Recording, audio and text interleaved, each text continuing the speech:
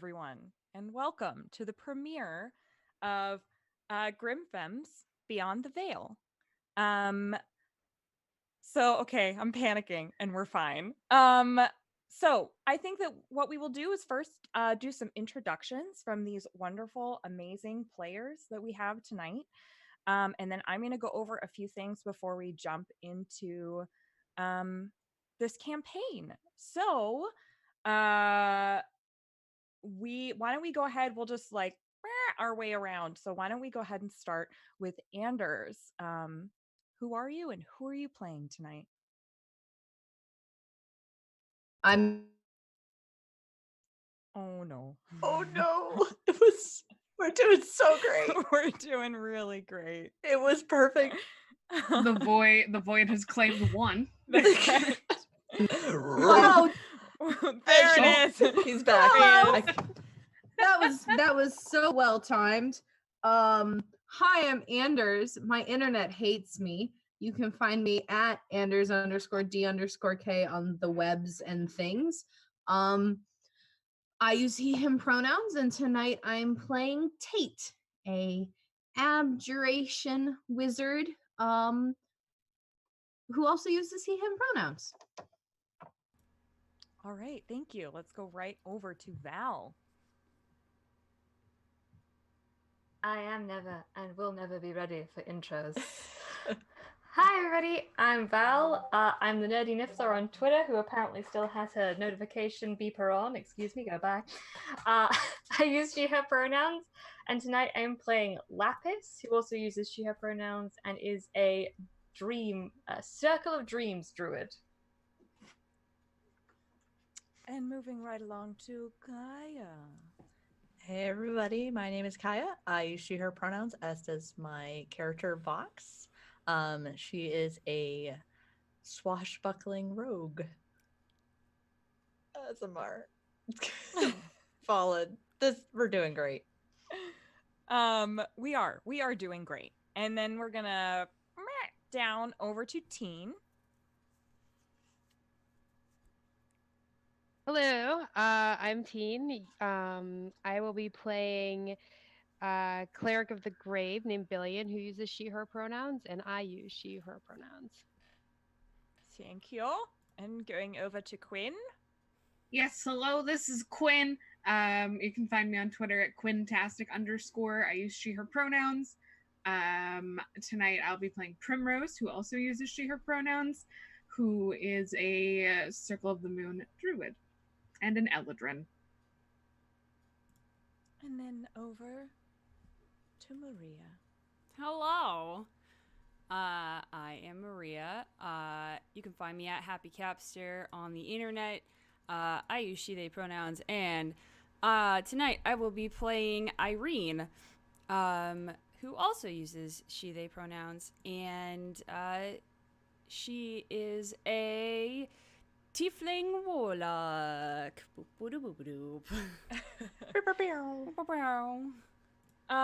Okay, thank you. And then that's me.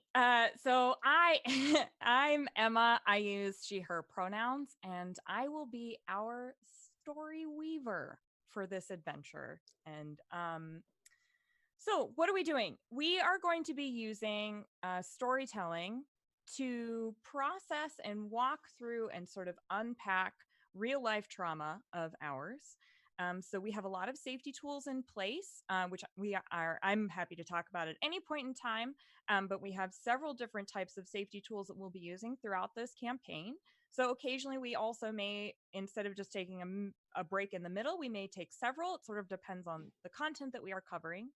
I also want to take a minute to thank VR for being this wonderful and safe incubator and bringing all these beautiful humans together and providing a space for this. I want to thank Maria for running tech and making the stunning overlays that we see tonight. I mean, look at this. How beautiful is this? And I also want to thank Sam Darcy for the amazing logo. They perfectly captured what I wanted for the logo. So I think that's it.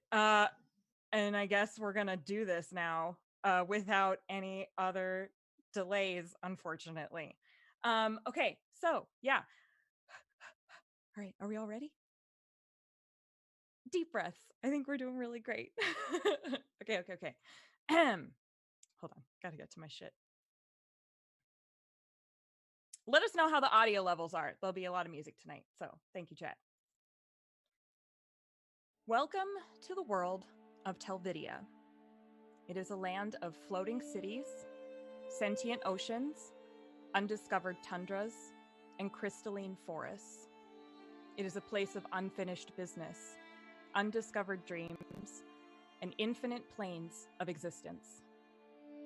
We begin our journey in the town of Dawncall, a trade hub nestled in the Tishmal coastline. The land is rich with flora and fauna, although it is autumn, and the normally thick forests are thinning as the purple leaves fade to red and orange, and the vibrant green grasses fade to blues and yellows. Across the Bluestone Mountains, we see the mist weavers dancing with their lanterns, as they do every fall. Their hair leaves behind the heavy cobweb-like clouds and mists that drape across the hillsides all winter long. You can almost hear their laughter as they leap and spin their way across the lands. They will return in the spring to collect what they have left behind. The sun begins to set in the distance, turning the skies to rich pinks and lavenders as the 3 moons rise over the Sea of the Forge, its blue and white and red waves gently lapping on the shoreline. Occasionally, we see a lolling tentacle gently breaching the surface. Emerging from the forest edge, we see the Moon Shadow Guardians, wrapped in their threads of silver, cloaked in spectral galaxies. Sometimes they take the form of elk, sometimes the form of owls, sometimes the form of flying serpents. Tonight, they are war maidens, their eyes glowing deep yellow, their hair floating around their faces like helms. They walk the fields and forests, guiding travelers, fighting those with corruption in their hearts, lighting the fires of the roads, and protecting the wildlife of the night. The Guardians give respite to the Keepers of the Flame, who protect in their stead during the day. The Keepers, their bodies humanoid, with forearms, hands, and heads of bright flames, return to their home in the Sea of the Forge, into the depths where fires burn eternally. On the outskirts of town, manors, estates, and farms dot the countryside. Their lanterns and lights slowly flicker on, one by one. The air has grown chilly, and the smoke from the chimneys and fires rise up, weaving between the rooftops within the city walls. Dawncall is filled with stone cottages and towers, busy streets and vibrant nights. At the docks, we can hear the low roar of the traders, sailors, and fishers sharing stories, delivering orders, and making contracts. In the market district, the vendors beckon to you to swing by their stall in the hopes of the last few purchases of the day. You see a blacksmith with an open fire hammering away at a greatsword as their apprentice looks on. And in the square, a violinist plays and a dancer performs, a weathered hat floating before them with a few silver and copper pieces in it, dipping itself slightly as if to say thank you every time a hand drops another coin. Now, we find ourselves in a little corner of the Mothwing Tavern. The bar is crowded and joyous as the bartenders dole out plates and bowls of food, freshly poured mugs of ale. The tables are full of travelers and regulars alike, everyone blending together. Vivian, the owner, tosses another log on the roaring fire and weaves between the patrons, taking a moment to greet everyone to ensure glasses and bellies are full. And this is where we will begin our story. What is it that you all are doing in this tavern this evening?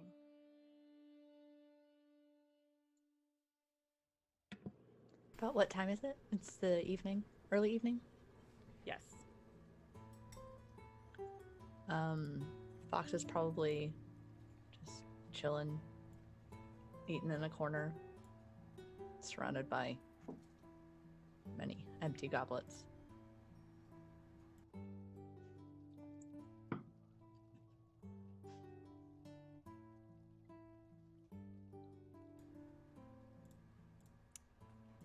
I think Irene is eating probably at the bar. And enjoys people watching. So she would find one of the corners of the bar and kind of turn so that they can see the rest of everyone else. And they have, after asking permission, they have a small feline friend sitting on the bar next to them with these soft feathered wings curled behind their back, and it's sitting there and chomping on a small bowl of just shredded meat.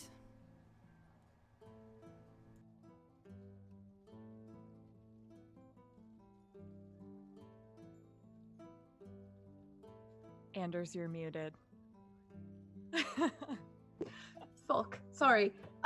Tate is sort of a small, slight individual who's dwarfed by an immensely large wizard's hat, the largest wizard's hat you've ever seen. And he's probably sitting at a table sort of right in the middle of everything, so he can say hi to everyone he knows, which is almost everyone, and has his knitting needles out and is working on what might become a scarf or a hat. He hasn't decided yet.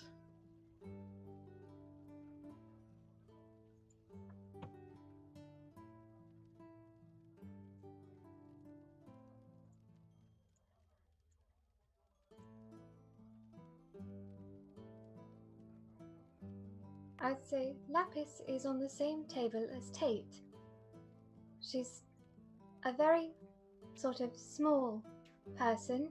She has a mask that covers her face and also bandages that cover any of her skin, but I can't do that because otherwise no one would hear me when I talked. So, just imagination. She's probably sitting looking at Tate with this fascination as he uses the knitting needles and is just staring with these big eyes, completely transfixed by the motions of these needles. Making something for Lapis. Damn And it, Anders, that hurt me right in the heart. Right? I would be sitting, if not in the same booth as Vox, probably nearby, just kind of keeping an eye out. Having myself some nice water. And just kind of people watching, but not too much. Mostly watching out for Vox.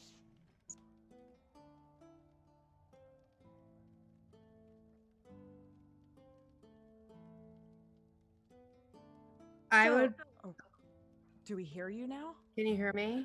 Yes. Okay. So Billion would be sitting in a corner, in a booth, probably by herself, looking out the window, just looking into the night.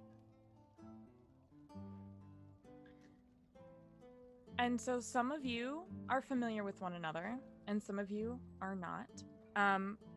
Why don't you take a moment to sort of talk about what each of you look like and what your connections are to one another?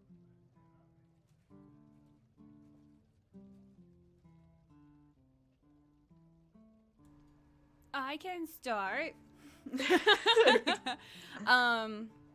Irene is a very kind of deep violet purple hued color. Has very short curved horns, like very tiny ram's horns almost. Kind of I would say about shoulder length, kind of dark brown, almost black hair, and dresses in clothes that kind of look a little bit too old for her, like possibly something that her mother would have given her. And she's one would say she is can't think of the term to use. She is what one would consider well built. And I don't know if she personally knows anyone that's here. I think that she has maybe met Tate once or twice, stopped in his shop. Perhaps seen Lapis around with Tate, but maybe has seen the other ones in passing, but doesn't know most anyone besides like names to faces, except for maybe Tate and maybe Lapis.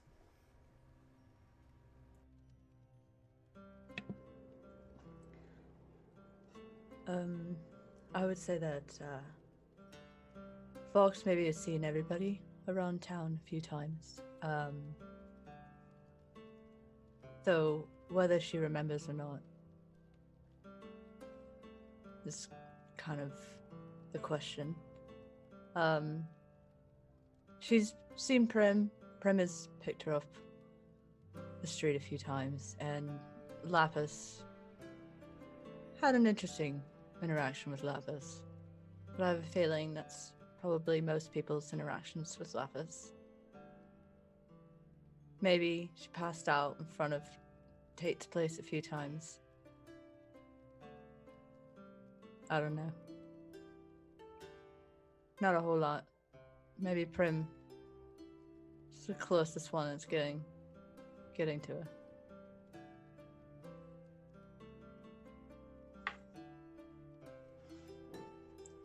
Sorry, I should probably describe her. She is tall, about 5'10". She doesn't always appear that tall. She slouches a lot, always hunching over. Has a scar, just like that, long silver hair that, for the most part, looks unkept. She has piercing violet eyes, and she wears clothes that are much too big for her, which makes you think she might be slightly bigger underneath than maybe meets the eyes, that maybe she's not as slender or as gangly, that maybe she is a little bit more strong. And the coat that she's wearing definitely doesn't fit her, and it's just dirty.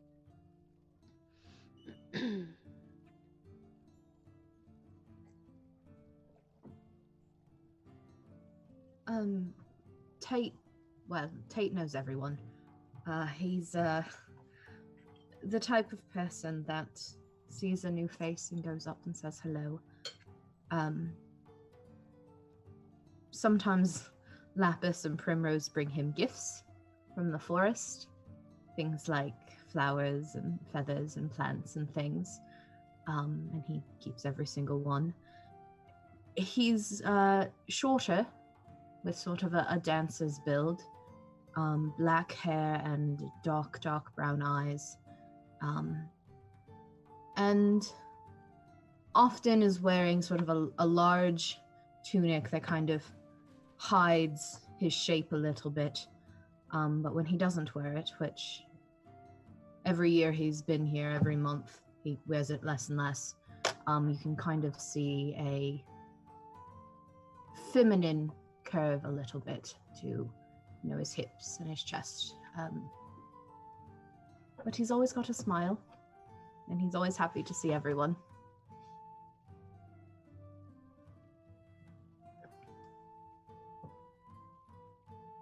Most people probably know Primrose, but more likely as a very small wolf who is vaguely helpful and runs around in the shadows when she can. She lives in the forest, mostly. Apparently we're all doing accents. This isn't supposed to be coming out of my mouth. No, she lives in the forest, and comes into town enough and hangs out enough to know each and every one of you at least a little bit. Probably Vox the most. Vox knows Primrose mostly as the very small wolf who sits next to her when she is passed out drunk, and growls at people who might be unsavory, but would definitely be familiar with everybody. And it's hard to tell how tall she is because she's always in like making herself smaller and smaller position. Pretty thin, could probably use a meal, but won't. Long, like thigh length white dress, never shoes, no shoes. What are shoes? Who does shoes? So her feet are always kind of foresty. Scraped knee, scraped elbow, usually scraped something. Long green, longer than this, green curly hair, and just natural, varied fey, elven, gracefully appearance. Them Feywild genes, yeah. Yeah, so I'd just be there. So Billion probably also knows everybody in the village. She is a like 6.5 feet, 7 foot tall furbolg with like almost translucent skin, with typically with like circles under her eyes. She like often looks very tired. She's covered in tattoos and scars, but like the tattoos are poorly covering scars up her body, and she wears armor all the time and is never graceful. Is constantly tripping over things, falling over, bumping into things, like very awkward in her own body. And most people in the village would probably know her as a healer, and would call on her if they needed help or need help identifying some type of like healing solutions. Hello, I am Lapis. I know very few people in the village, though they might have seen me. Hopefully not, though. I try to stay as incognito as possible. Tate once gave me a coin, and so I decided that meant I worked at his shop now. So I turn up for work every day, except for a couple of times a month, where I have to disappear off somewhere. But Tate is very nice. Every time he gives me shiny coins, I plant them outside in the hopes that they will grow into a nice shiny tree for him. So far, the orchard is not successful, but I shall keep trying. Lapis may also know Vox. One time, Vox passed out in front of her, and I tried to make her feel better by pouring water onto her because I heard water helps sleepy people. I do not know if it helped her or maybe made things worse. Either way, she woke up. So, success. She is at both times small and tall, sort of like a sparrow. Very small, but quite tall. She wears all black except for her mask, which, unlike this one, is a full face mask, and you cannot see any of her skin. It appears that it may have been glamoured to appear that way, that you cannot see any of it. She is covered in bandages and never, ever, ever takes off her mask. You have never seen her without it, for whatever reason or any reason. You know that she has blue eyes. You do not know the colour of her hair or anything else really, because it is all hidden behind the witchy roguelike clothing, despite the fact that she is very much a druid. Trying sort of her best. She might have met Primrose a couple times, because she wanders through the woods for reasons, don't worry about it, and may have seen Primrose and given her a nod at some point in the forest as she passed her in her wolf form. though whether she knew it was Primrose or just a wolf remains to be seen. Cuz don't worry about it. So it appears to be a pretty normal evening here at the Mothwing Tavern. However, Tate, as you sit there, are you at a table? Did you say you were at a table? Was that a yes? Yes. Okay. Yes. Okay, sorry. So Tate, as you sit there, a cloaked figure begins to swiftly walk by your table. And it kind of feels as if time starts to slow to a crawl, and you can feel your eyes struggle to blink, and your head sort of takes time to move, and your arms seem slow to lift, and your eyes are drawn to their hand as it slides across the table, and you see a sealed envelope slip out of their sleeves into their hand and down onto the table in front of you. And as you slowly turn your head to look up at this figure, they are gone. And time returns to normal, and you shake your head, unclear of exactly what transpired, and you see a black envelope with red sealing wax resting where the figure's hand just was. And the seal itself appears to look a bit like a cogwheel. Is anything about that seal familiar? Not currently. It just looks like a normal cogwheel. It doesn't sort of appear to be any kind of seal you're familiar with. Well, I will open it. You open up this envelope and you pull out a very simple invitation. And on it, it says, you and Irene and Vox, Primrose, Lapis, and Billion are invited to a masquerade of the Veil at the Antikythera Mansion tomorrow evening, just after sunset. Perhaps this will be an opportunity for you to test your sewing skills. Is it signed? It is not.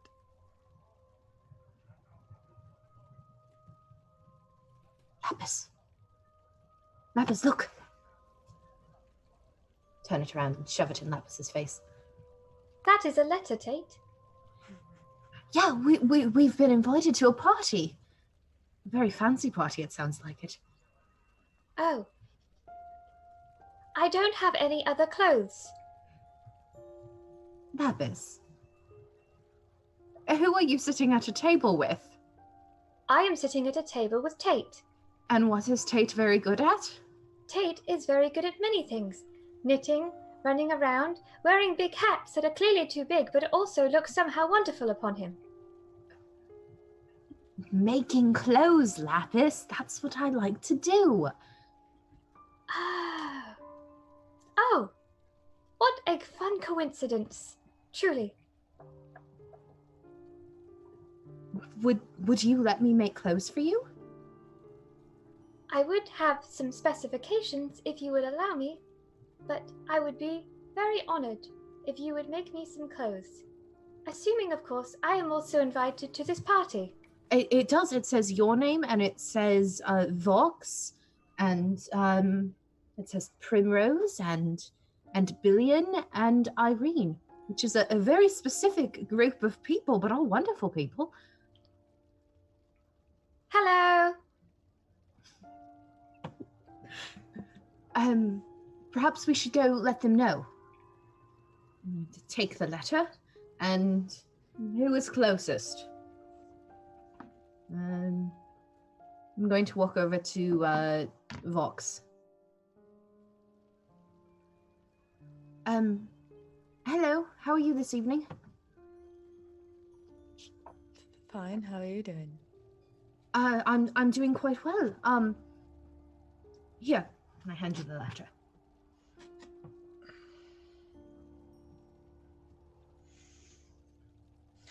Well, that's exciting. Yes, isn't it? That's a very specific group of people. Yes, Tate said that too. I think it's a wonderful group of people. Oh, yeah. I don't think I have anything I can wear. I would be happy to make you something, Vox.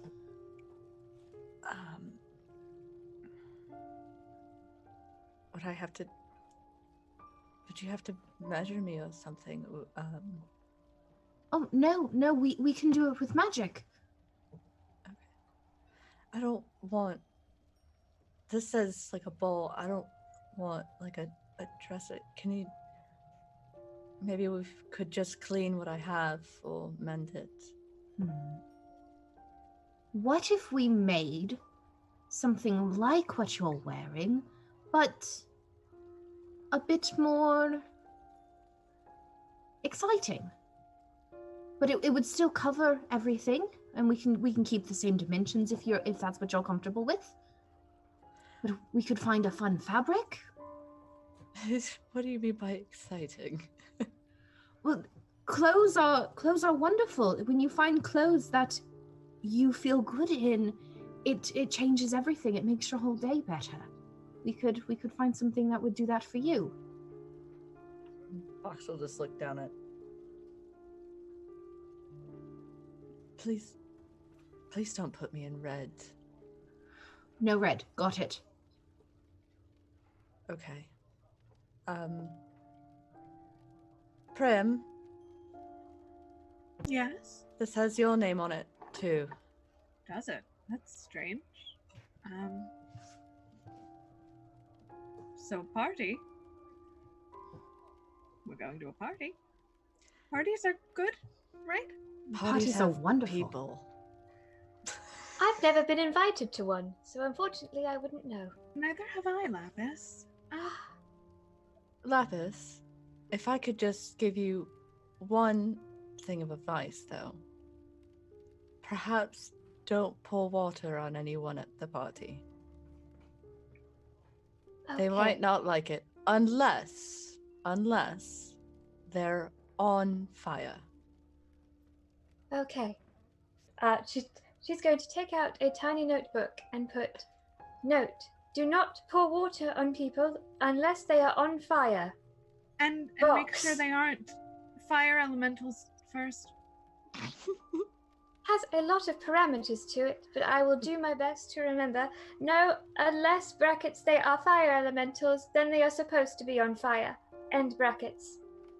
You'll just look at Vox and she'll just have like a little smile because that's just too adorable. How could that not warm somebody's heart? Okay, I'm going to, and I hand the letter to Primrose. You take that and get Irene and Billion, and then everyone can come meet me at my shop, and we can. Oh, this is really exciting. This is like fun. I'll be at my shop. Meet me there, and I'm going to run out the door. Okay. I don't do shoes. I'm already gone. Cool. We'll so just hide them in the bag if he gives you shoes. We'll hide them in the bag. Yes, we all know I don't do shoes. So I'll head over towards Irene at the bar. Irene, just kind of gently, like, go that move where you go to tap someone on the shoulder, but you don't actually make contact. Of the just like,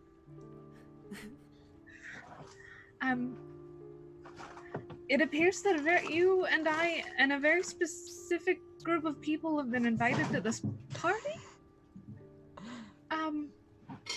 And Tate's very excited about it, because Tate, well, he wants to make us all new clothes for it. And I'm supposed to bring this to you and tell you about it, and that's all I remember.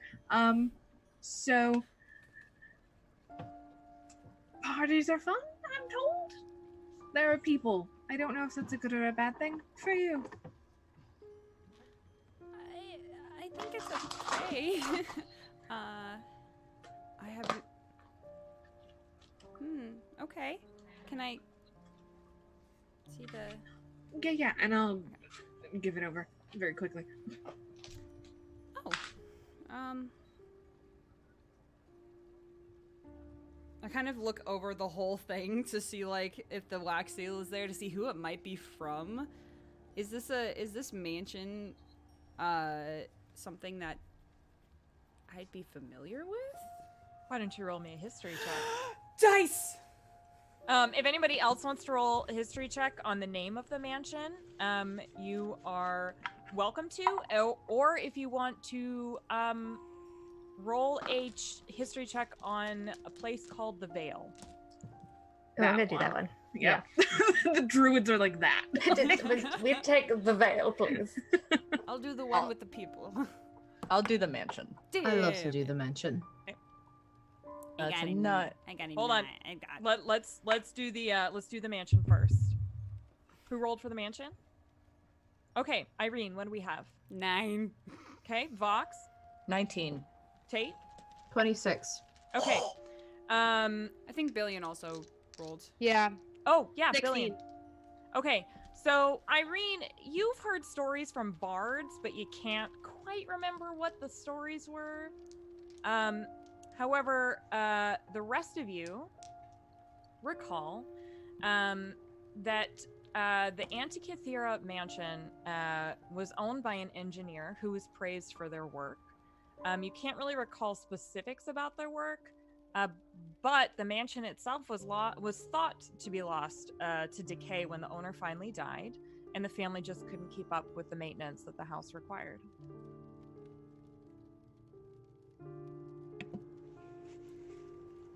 So, do we know if the mansion's been repaired since then, or are we going to a dilapidated mansion? You could ask, you're surrounded by people who have been living here for a long time. You're welcome to sort of ask like a bartender or one of the patrons here if you want. So think about that. Let's jump over to the druids. What did we get for the Vale? We got a 15. Okay. 24. Okay. So, Lapis, you are familiar that the Vale is some sort of plane that exists in this universe. Primrose, you know that the Vale is also called the place between. It is sort of the spaces between all of the other planes of existence.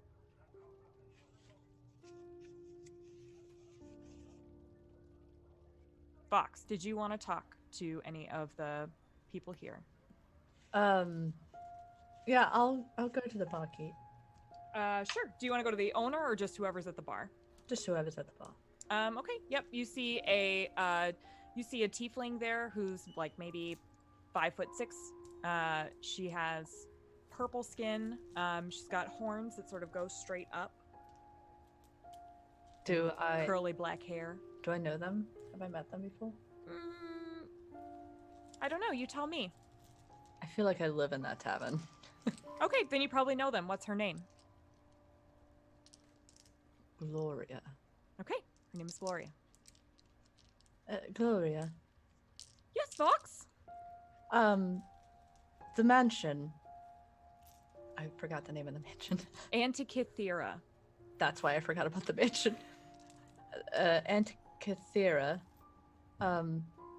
Has that been repaired lately? That mansion's just a rumor. That's not real. There's no way it's still around. A rumor? That was so long ago. There's no way. That's unsettling. Thank you, Gloria. Have I settled my tab for the day? You're fine, Fox. Alright. Thanks, love. And I'll walk away. Yep.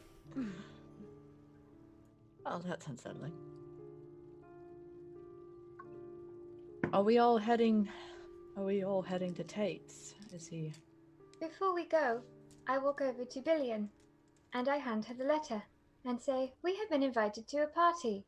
If you want fancy clothes, come with us to Tate's, because he can sew, and I can watch him whilst he sews, because I am not allowed near needles anymore after the last time." Billion will look at Lapis and just say, "Okay." We have a full house. Let us go. If you are ready, of course. Apologies for presuming. Well, the readiest we'll ever be, I assume. Yeah. And she'll pick up her cat and put it on her shoulder. It's a very small cat. It's like head to tail about this big. It is very small.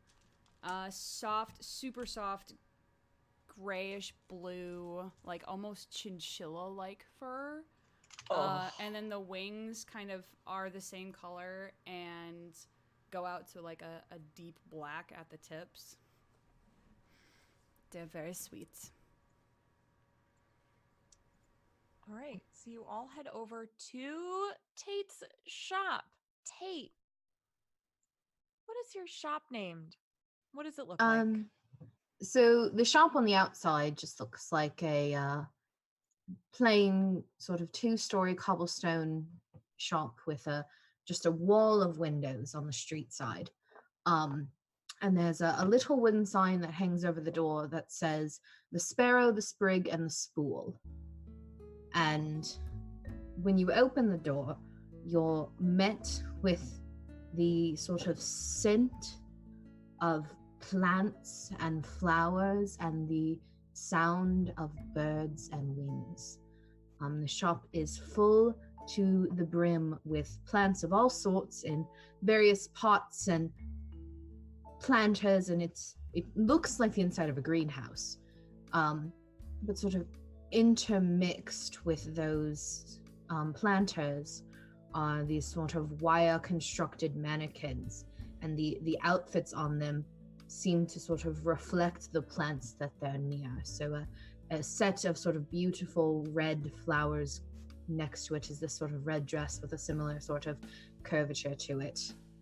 And if you look up, the rafters of the shop are full of birds.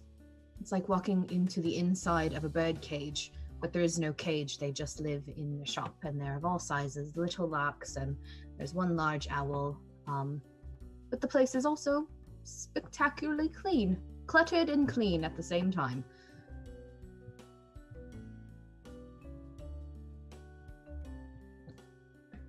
There is a sort of, the back wall is sort of a 2-story shelving unit of fabrics and threads and things, and Tate is currently up on one of those like rolling library ladders trying to pull down fabrics. Can I help you, Tate? I'm just going to drop a bolt of like a shiny blue into your arms. Watch out! Okay. Where do you want it? Just on the table over there. Lapis, this one's for you. And I'm going to drop another one down. I'm going to walk up to you because I'm so tall and just kind of support you, like the ladder. Oh, thank you. Can you move me that way? I need to go like to that purple one over there. I will gently move you over to the purple direction. I'll take the purple and I'll drop it down.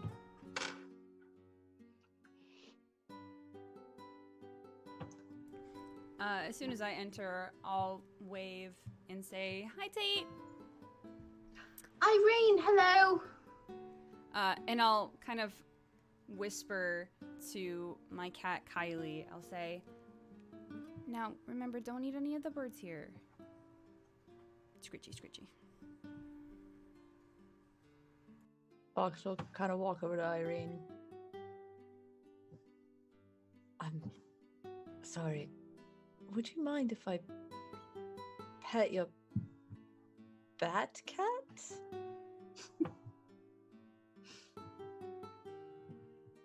Oh. I was muted. But yes, I say sure. And I'll pick her up and I'll just hand her towards you. Oh. Sure. Oh, it's fine. Oh.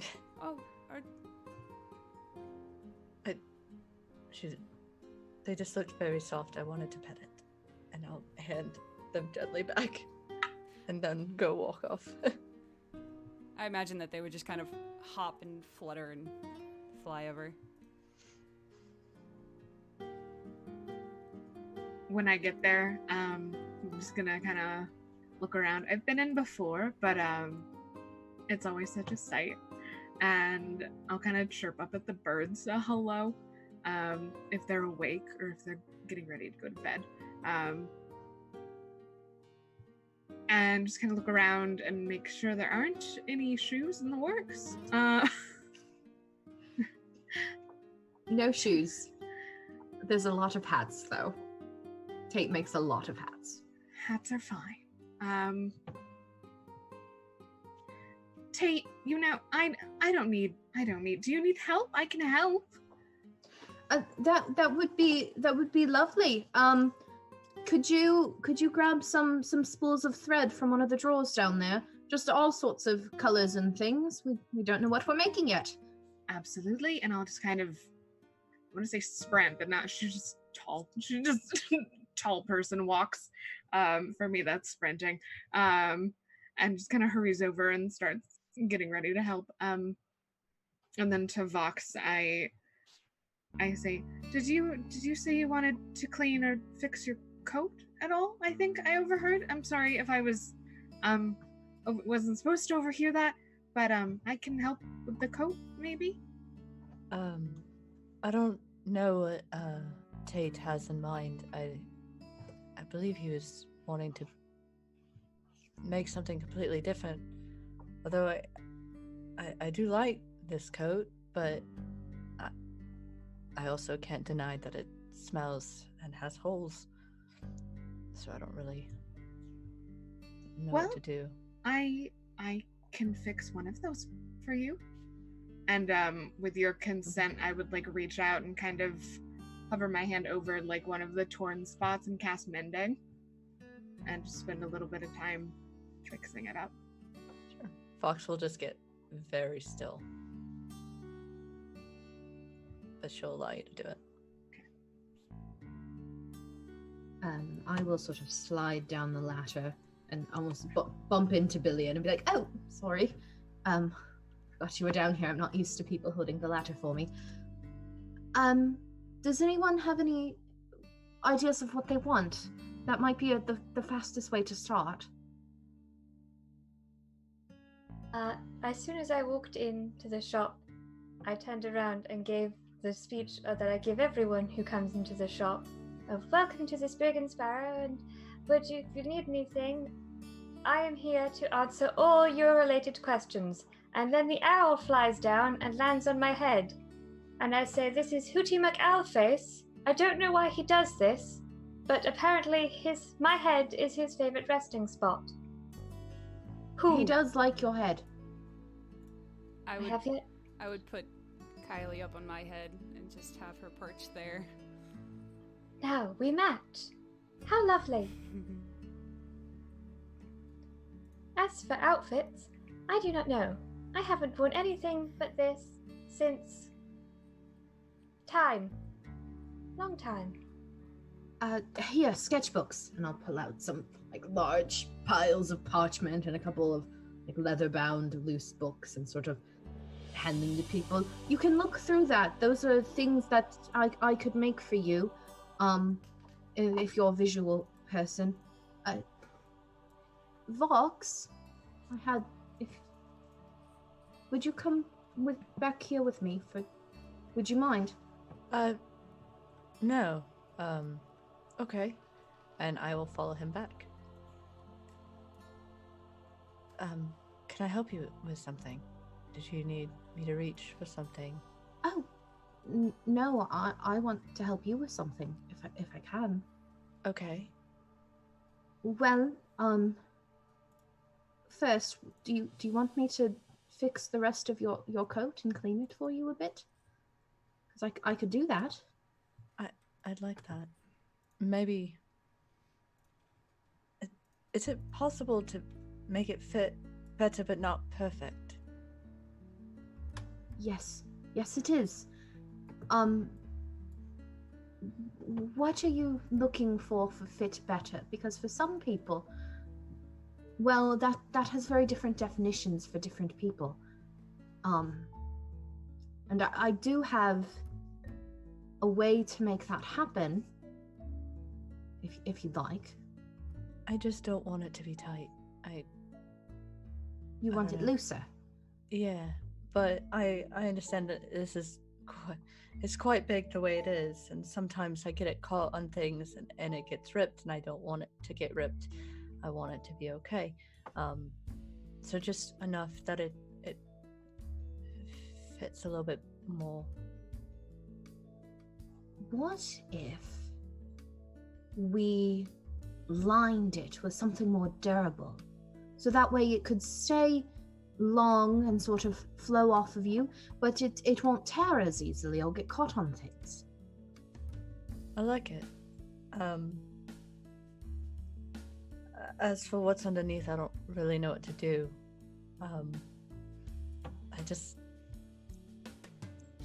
But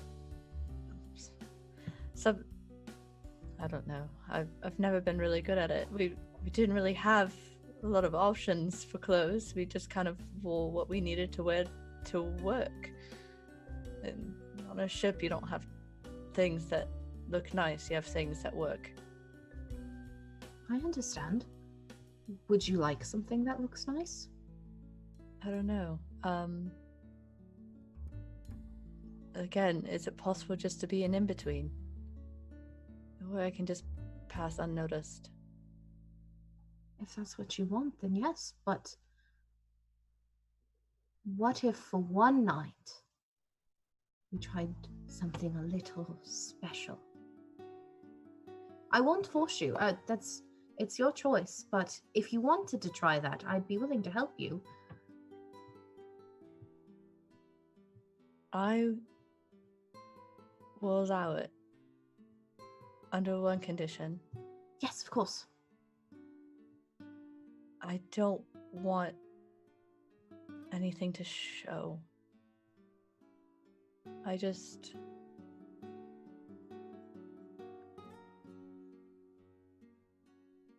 want to not have people look at the scars.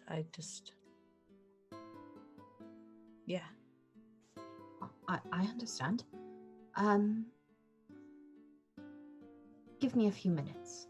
All right. I'm going to draw something for you. And I'll just lean against a table. And I'll start sketching my book.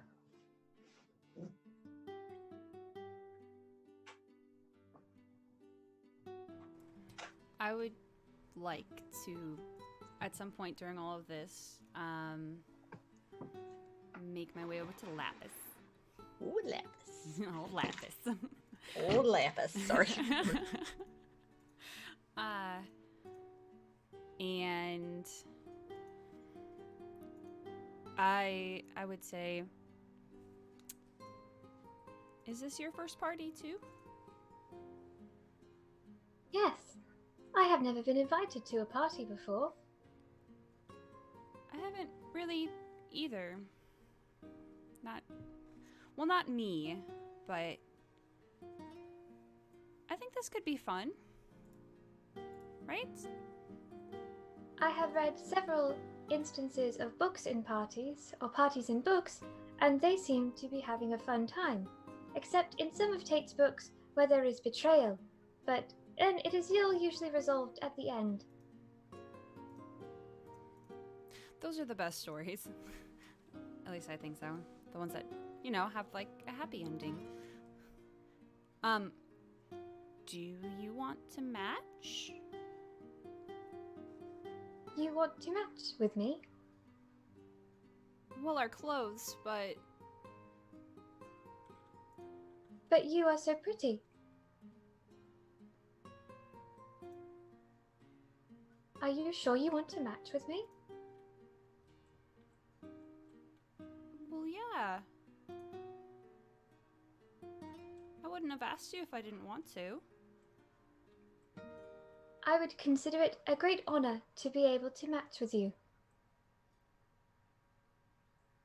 Okay. I'm afraid I cannot give you anything in return, but I have these, and I'm going to hand her bits of moss and twigs I have in my pocket from the forest.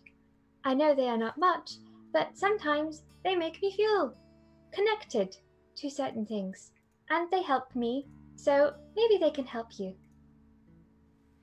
Just kind of take them in her hands and very carefully, she'll pull out like a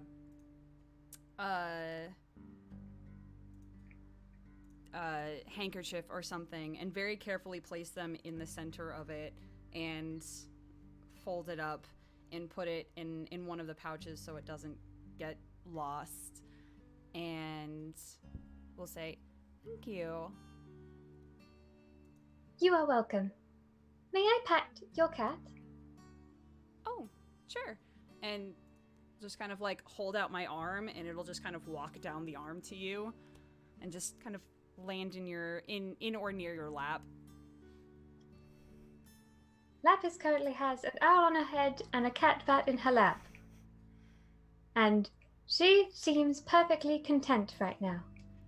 Irene is also perfectly content to watch this happen. But as you're being shrouded by lovely animals, she'll just kind of look around and say, what colors should we have? What colors do you like? Colors that I like. Yeah. If you look around the room, which ones make you happy? Or which ones make you sad? Or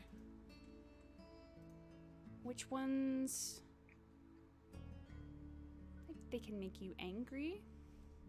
They can make you feel a lot of things. Which ones make you feel? I am sorry, Irene. I cannot really answer that question. Why not? I do not feel.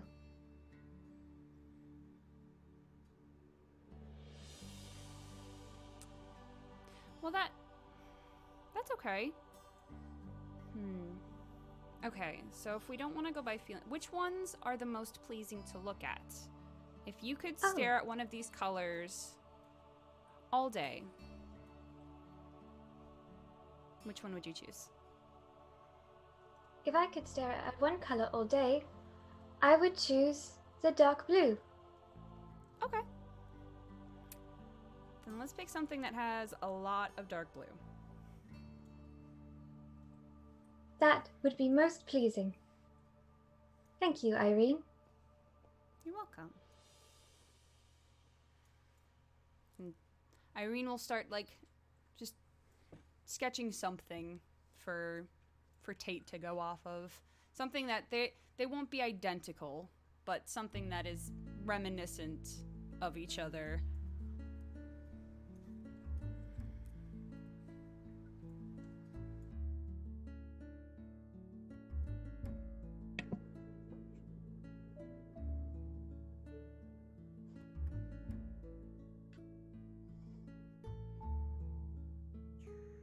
I would have started trying to draw something, but it would have ended up just being the same dress that I'm already in. And then I would start again and it would just be a bird. And then I would try again and it would be the same dress. So I'm just going to give up on that one and just go around and anything that I feel like I know Tate well enough that I can tell when something's out of place, maybe, or kind of make things easier to get to and tidy a little bit. Just make myself as useful as possible, get as many of the colorful threads and such that I was told to help with. And I don't need a new dress. I'll be fine.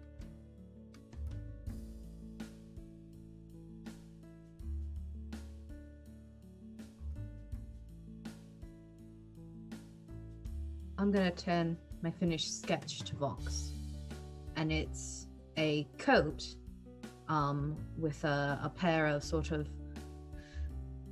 loose-fitting but tight as they tuck into boot trousers, and the coat is sort of buttoned at the collar and goes all the way down, and it's almost military-esque, but it has these little metal embellishments, and it sort of would sit sort of loose on the body, but sort of tight at just very specific points. And what do you think? I love it. Really? Yeah. Is the My- color okay? It's a black, but I think you would look very, very smart in black. Color is hard for me, so I like black. Okay. I mean, from a book I read, black is just all the colors in one. That's true, it is. So you'll be wearing all the colors then. Yeah. I like it. Okay. I'm gonna start making this. And start gathering fabric, and it just becomes a whirl of Tate making things. And it's very clearly not just Tate. There's definitely magical things happening to make it happen very quickly, but it begins to make your coat. And so, the group of you, I assume, spend the night working through the night here on these wonderful outfits in preparation for the masquerade. And we are going to fast forward a bit to the next evening. And you have all gathered. And without really knowing why, you all happen to know exactly where to go to get to this manor. Without even needing to check with each other, you all find yourselves walking outside of Dawncall, down a small path, and you round the corner, and you see a large wrought iron gate. And the bars are woven into intricate patterns, and it is exquisitely made. And you see within the patterns are small gears and springs, and the gate sits open as you and many others are making their way to the manor, which you see ahead of you. And walking there, the path is illuminated with hundreds of small lightning bugs. But as they sort of fly closer to your face, you see that these are actually tiny clockwork automated creatures that are flying and providing light along this stone walkway. And as you get closer to the manor, you now see that there are also small floating lanterns that are emanating a soft, warm glow. And above you, the mansion rises, and you see it illuminated with more of these small fireflies. And the windows are all lit up from within. And you see that etched into all of the glass of the windows, there's more small gears and springs. And the moons are now high up in the sky, and they're just beginning to dip behind some clouds. And the mansion is expertly crafted, seemingly untouched by the elements. You see several windows, 5, 6, 7 stories high, and you see 3 peaks on this manor. And then you're starting to look around at all of the people who are arriving, and you see stunning gowns. Some of them are sheer, some of them are opaque, some are shimmering, some are muted, some are flowing and rippling in this gentle breeze. And you see a range of tailored suits, some with long tails, some short, some suit jackets paired with beautiful ball gown dresses. And you arrive at the entrance, and you begin to see that many of the attendees are unlike anything and anyone you have ever seen before in all of your life. You see a man being carried by flying ravens. Their talons are grasping at strings that are attached to his gown. You see a woman wreathed in floating daggers. Their blades are spinning rapidly. Next to you, a gently floating cloak ripples as they pass you, their hood turning to you, and they nod in polite greeting. And you see their face seems to be ocean waves, and they leave the slightest trail of salt water behind them. And once you arrive, you see that there are mechanical doormen holding the doors open, greeting everyone, glancing at invitations. Each doorman is about 8 feet tall, and although they are humanoid, they do not look like anything. And in fact, now you're realizing nothing here seems familiar at all. And these doormen are majestic. They are floating just a few inches off the ground. Their bodies are made of shimmering gold plates. Each plate is sort of giving way and folding as they move their hands or nod their heads. And their long neckline leads up to an elongated face that has no real expression on it. And as you approach, you see it bow just slightly, and you hear in your head, all of you in a language that is native to you. Good evening, gentlefolk. Welcome to the masquerade of the Veil. may I see your invitation?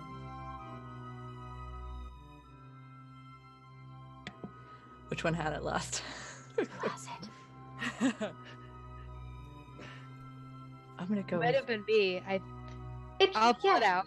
I'll pull it out and I'll give it to. They will take a look at it, and then they will you see that their head gently turn and look at each one of your faces, and you will all hear, "Welcome. Please make your way inside." I'll just turn to the group. You know, for this place supposedly being dilapidated, it looks pretty good. Wonderful. That's not weird at all. So as you all enter the manor, you are immediately hit with a smell that is familiar, one that brings you peace and comfort, perhaps even joy. What is it that each of you smell?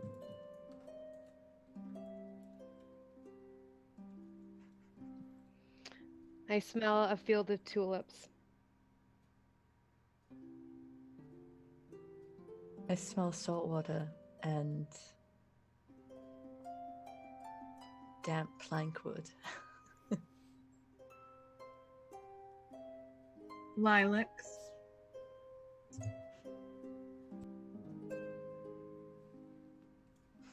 Well-worn, leather-bound books. Ooh, That's a good one. that is a good one. Sort of a morning breeze when it's just becoming fall. I smell the wet moss and the fires under which pots of stew are brewing. And you move forward, and you look up and you see that the ceilings above you appear to be twinkling stars and shifting galaxies and planets and moons in orbit. And you're all funneled down this hallway. And you can see that there are doors, and all of them are closed currently. And each door is intricate and different than the next. Some are iron, some are wood, some with fine carvings, some are painted, some are very simple. And you are brought into this grand ballroom just off the hallway, and the walls are lined with hundreds of portraits and paintings. Some are whimsical, some are terrifying, some are pastoral. There are floating candelabras and lanterns, and more of those small mechanical firefly bugs that are sort of floating through the room, and they're all kind of careening through the guests. And at the center of this room, you see a humanoid individual, and they are about 5.5 feet tall, and they're bathed in this gold light that is emanating from their head, which is several gears and mechanisms that are slowly rotating around each other, almost like planets in orbit. And the light from each bauble sort of cascades onto their body, which is wrapped in gold and silver and deep purple claws and sashes. And all of these cloths appear to be floating and rippling ever so gently, as if they were suspended in water. And you hear this gentle voice echoing through the room, and it almost sounds melodic. Welcome. Welcome to the Antikythera Manor, to the masquerade of the Vale. I see we have some returning faces, and some new. So let me introduce myself. I am the traveler, though I go by many names, and this is my home, though, until sunrise, it is our home. When the stars deem it necessary, I host the Masquerade of the Vale, an event where those who must hide in the shadows, hide in their secrets, hide behind a mask, can come together and roam free from the shackles of their facade. We are here in the Vale, the place between. It is a place of possibility, of opportunity, and of whimsy and wonder. You are free to explore. We have dogs. You are free to explore, to roam, to dance, to sit and rest. You are free to be. Each journey may be different, though some may not. Perhaps you will explore together, or perhaps alone. You may find yourself in the library, or perhaps the armory, perhaps up to the attic. You may touch any object or book, though you may take nothing with you. You may speak with ferocity, though you may not fight. Some things may bring you joy, and others may bring sorrow or pain, the risk is yours alone. And finally, be cautious of the cranks and buttons and switches you will inevitably find in each room. They may make your journey more interesting, though be wary of the changes they may create. So please, enjoy and be free tonight here in the Vale, for tonight you are home. And with that, they give a deep bow, which their captive audience returns to them. And when all of your heads raise back up, they're gone, and the only thing that remains is a gentle shimmer of gold that sort of slowly fades into dust. And you begin to hear music play, although you cannot see from where it is coming from. And the manor is now yours to explore. What is it that you do?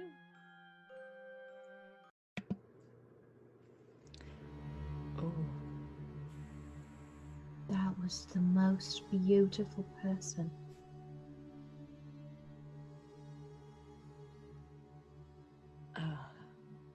Yeah, I'm kind of just standing there in like this like dreamlike state, just kind of thinking. Her head was very shiny. I like that. Was. It's probably the nicest place I've ever been in. You said there were doors? So you are sort of in this ballroom area right now, and there are two exits out of this room. There's one way on the other side, and there's where you came in from. Yeah, there are doors in the hallway out from the direction you came. You don't know what's on the other side of this. Did we go into one of these rooms? Yeah. Do we want to explore together? Kind of looking expectantly to the group. I mean, I don't know if I really want to be left alone here. I don't. Yeah, I've never. I agree. I don't really want to be alone in here. No, nor do I. So, I do have a lot of experience exploring nooks and crannies and manors. Like a lot. Well, then where would you go? I think we should go through one of those doors in the hallway we just walked through. I agree. Vox, go pick a door, and we'll all go with you. Oh, okay. I'll walk back towards the hallway and look at the doors. You said there was one of iron, one of wood. There's all different kinds of doors. Pick a door, you tell me what it looks like.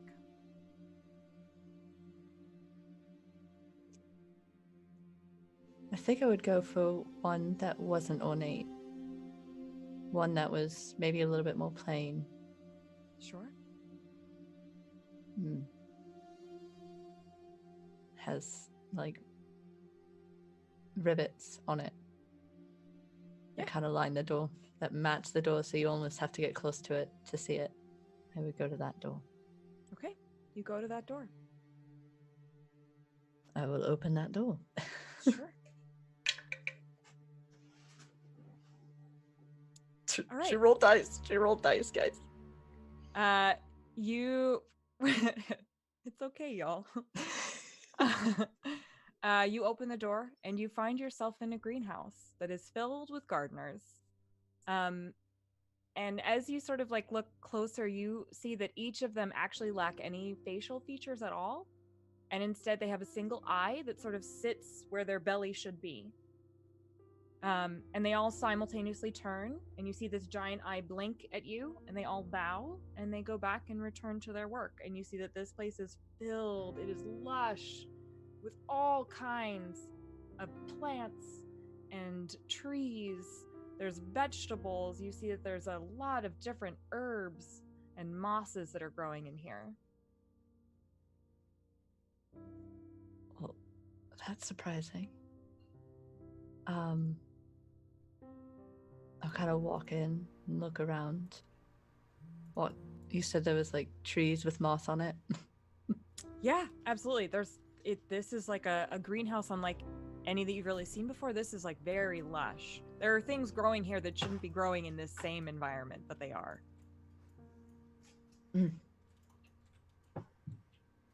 It's a little... You wouldn't think that there would be something like this growing in here. Did you see the eyeballs on the bellies? They're so cool. That's a word for it. Do we want to explore in here? Do we want to look at another room? Greenhouses aren't really my thing.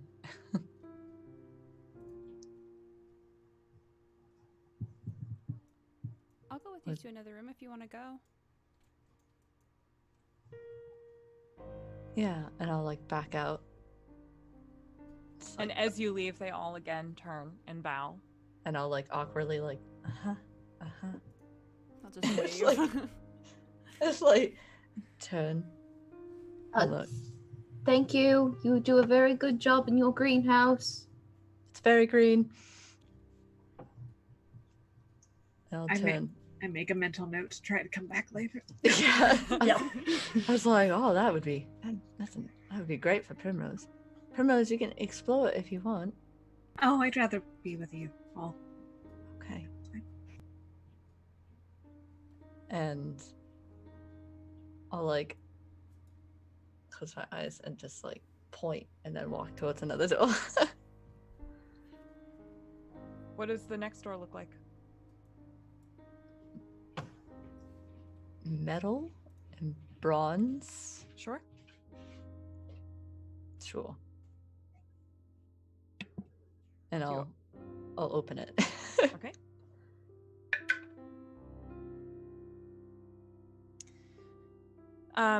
You open this and it appears to be some sort of bedroom. You see that there is a dresser. There's like a queen-size canopy bed with velvet bedding. You see a vanity mirror and a desk, and the fireplace is lit, and the room is like quite warm. Not uncomfortably so, but it sort of envelops you all as you open this door. And Lapis, you see an elegantly crafted box that catches your eye. And on the outside, you see that there is an anatomical heart that is carved into the lid of this box. It's simple, but it's beautiful, and for whatever reason, you are drawn to it. Ooh. I'm going to walk towards the box, slowly and carefully, almost as if I'm trying not to, but it is calling out to me, so I should go look. I get to the box, and I would like to touch the top of it. Sure.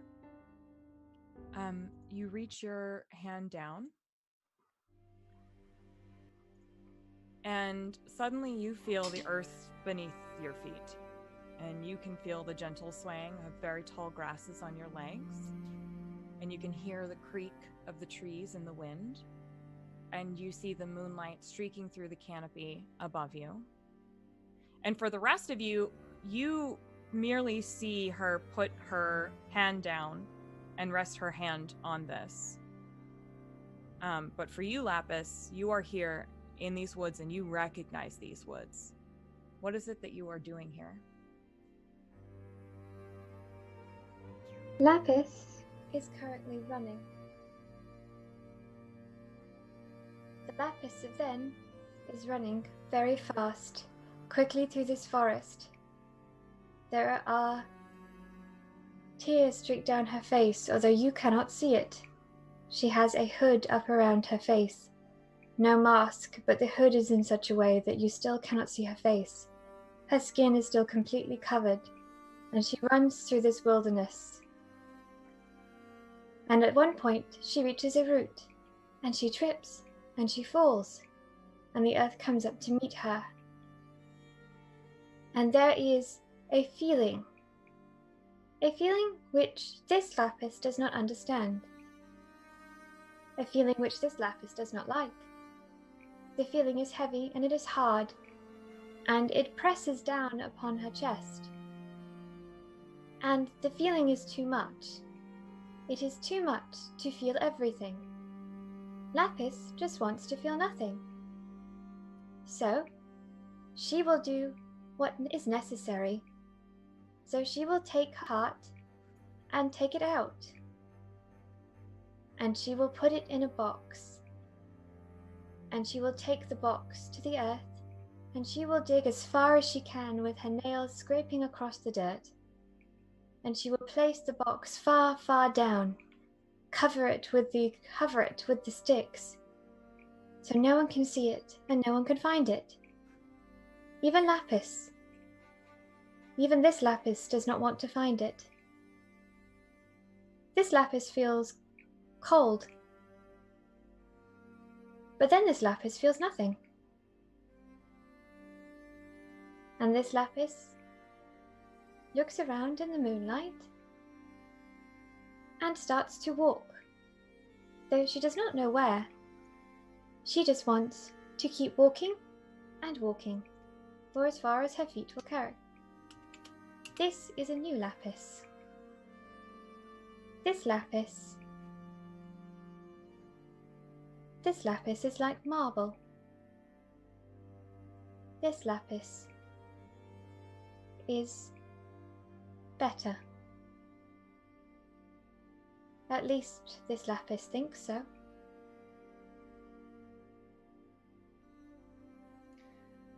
And as you sort of finish burying your heart, you get back up and you're almost prepared to start running again, but you look up and you see something tied to a tree, something that you don't actually recall seeing when you were here long ago.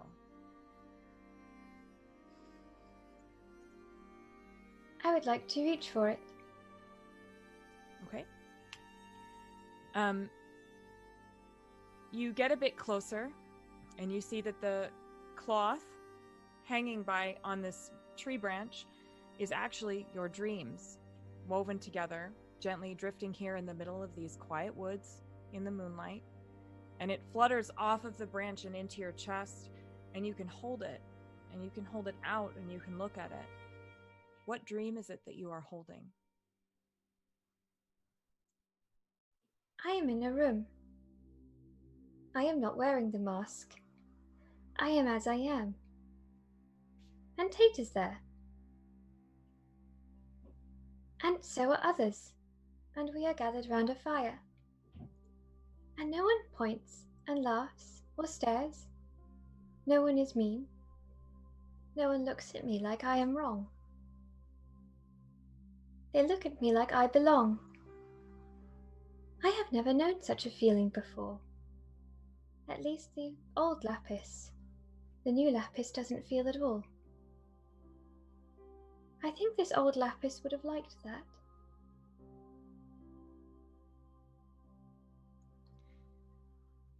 And as you hold this, and you kind of look up for a moment, you see floating there before you, Telia. And you've seen them many times before. Auntie Sophia often conversed with Telia. You've often conversed with Telia. What is it that they look like tonight? Talia looks like all of the drawings I used to do of her. She has long, long, long brown hair, interwoven with moss and twigs and antlers upon her head. She has a green dress that hangs down. She is warm, but also cold like moonlight. But it doesn't feel bad. It feels peaceful. And you hear a voice that sounds almost like wind weaving between trees. My child, you are lost and you are tired. Why do you continue to run?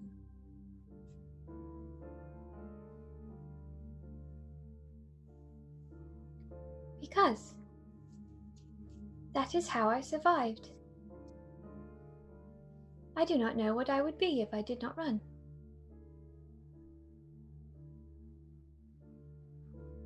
You must remember who you are and who you are not. Your feet will always carry you, but it is your heart that will guide you. I have faith in you. But do you have faith in yourself? And with that, they sort of begin to fade and morph, and you see floating before you a beating heart, and it seems to sort of glow with this moonlight energy, and it just sort of sits there, waiting expectantly. I will take a couple of steps towards it, and then stop.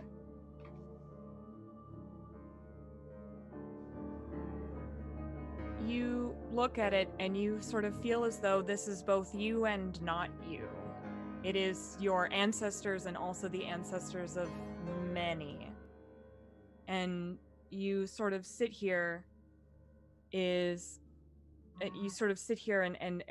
look at it, and it seems to sort of be calling to you to hold it, but you do not recognize it as your heart. At least not yours alone.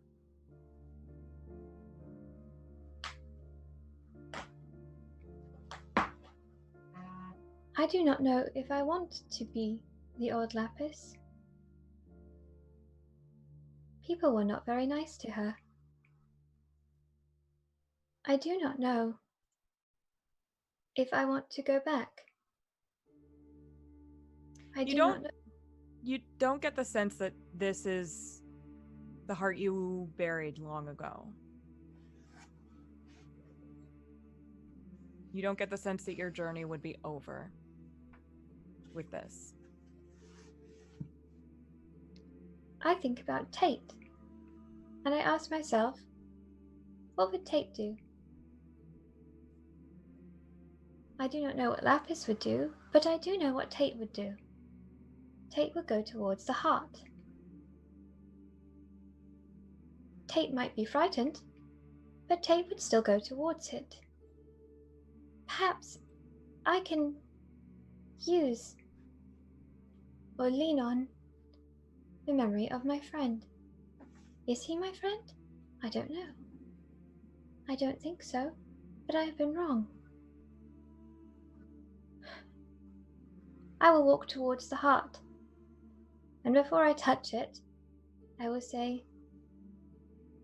please do not bring back the pain. I got rid of it to survive, and I am scared to feel it again. And then I shall take the heart. As you take it, you feel this warm, gentle breeze sort of wrap around you. And when you blink your eyes, you are back in the room. Mere seconds, not even, have passed in this room. However, Lapis, you are holding this heart in your hand, and it is, you now have, I'll put it in D&D Beyond, but you have just been given the Heart of Dreams. It is a heart that is crafted with the energies of hope, rest, and the moons. And the owner of this heart may ask it 2 questions per long rest, and the answer will be given in a vision or a message that may be difficult to interpret at times, but will provide guidance along your journey. And when you are lost, you can hold the heart, but you must think of who you are at your core, and that will guide the owner in the direction that they seek. It also functions as a lantern,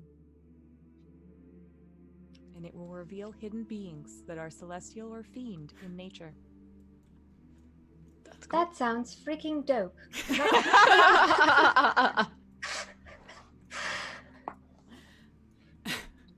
I hold up the heart, and I point to Tate, and then at the heart, and then go, look, I have a heart. You do? That's, And a dog. I love how there are just dogs everywhere in this manor. We weren't allowed to have dogs in mine. You do? Was that in the box? Sure, maybe. I don't know.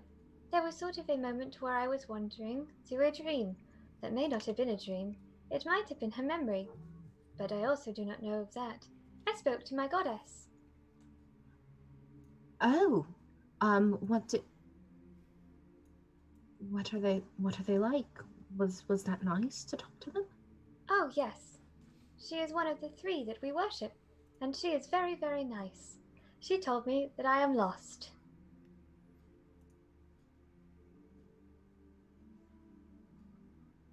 I'm guessing because we've not gone through that many doors. You don't mean physically lost, do you? I do not know. I hadn't considered it. I was about to ask you if you had a map. Not of this house. No, I don't. Do you perhaps have a map for people? I don't think they make those kinds of maps, Lapis. Oh dear. That seems to put me at a disadvantage. How am I to find the answers if I cannot follow a map? Well, if it I makes you feel better, we're all at that same disadvantage. That surprisingly does.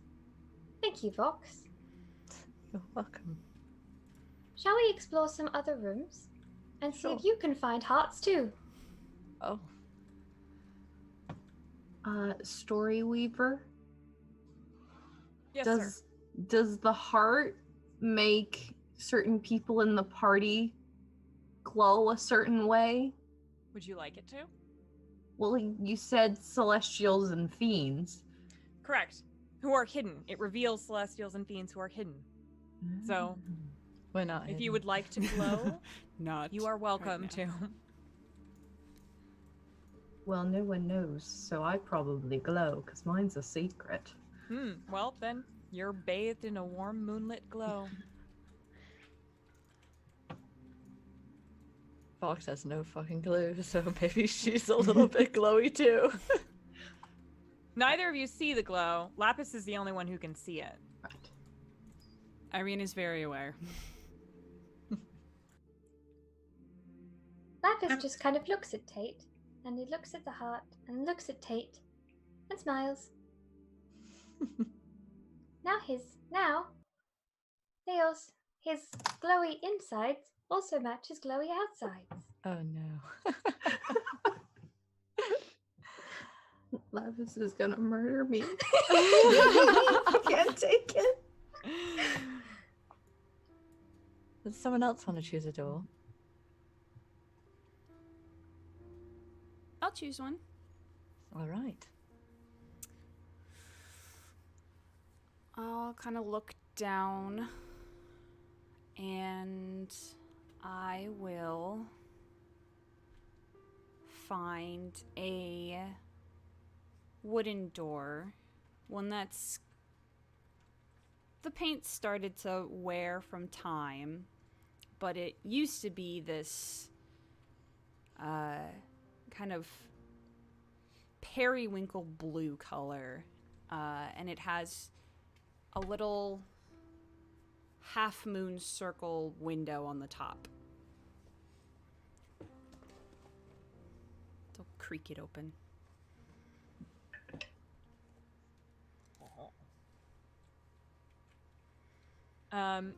You enter what seems to be a hallway, actually. And in this hallway, you see it's pretty dimly lit. However, what you see lining this hallway are these large wax-like figures that appear to sort of be almost humanoid, but they are at different states of having been lit and unlit. And you see that they have a sort of humanoid structure. Some are hunched, some are standing, some are sitting, but all of them have a wick that comes out the back of their neck.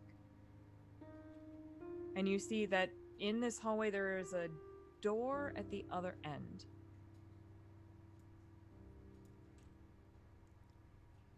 The hallway's maybe 30 or 40 feet long. I'll turn back towards everyone. Do we want to go through? I don't know. A door within a door. It's almost Sounds like impossible to resist. The start of some exciting exploration potentials. Sure. I'm gonna walk in.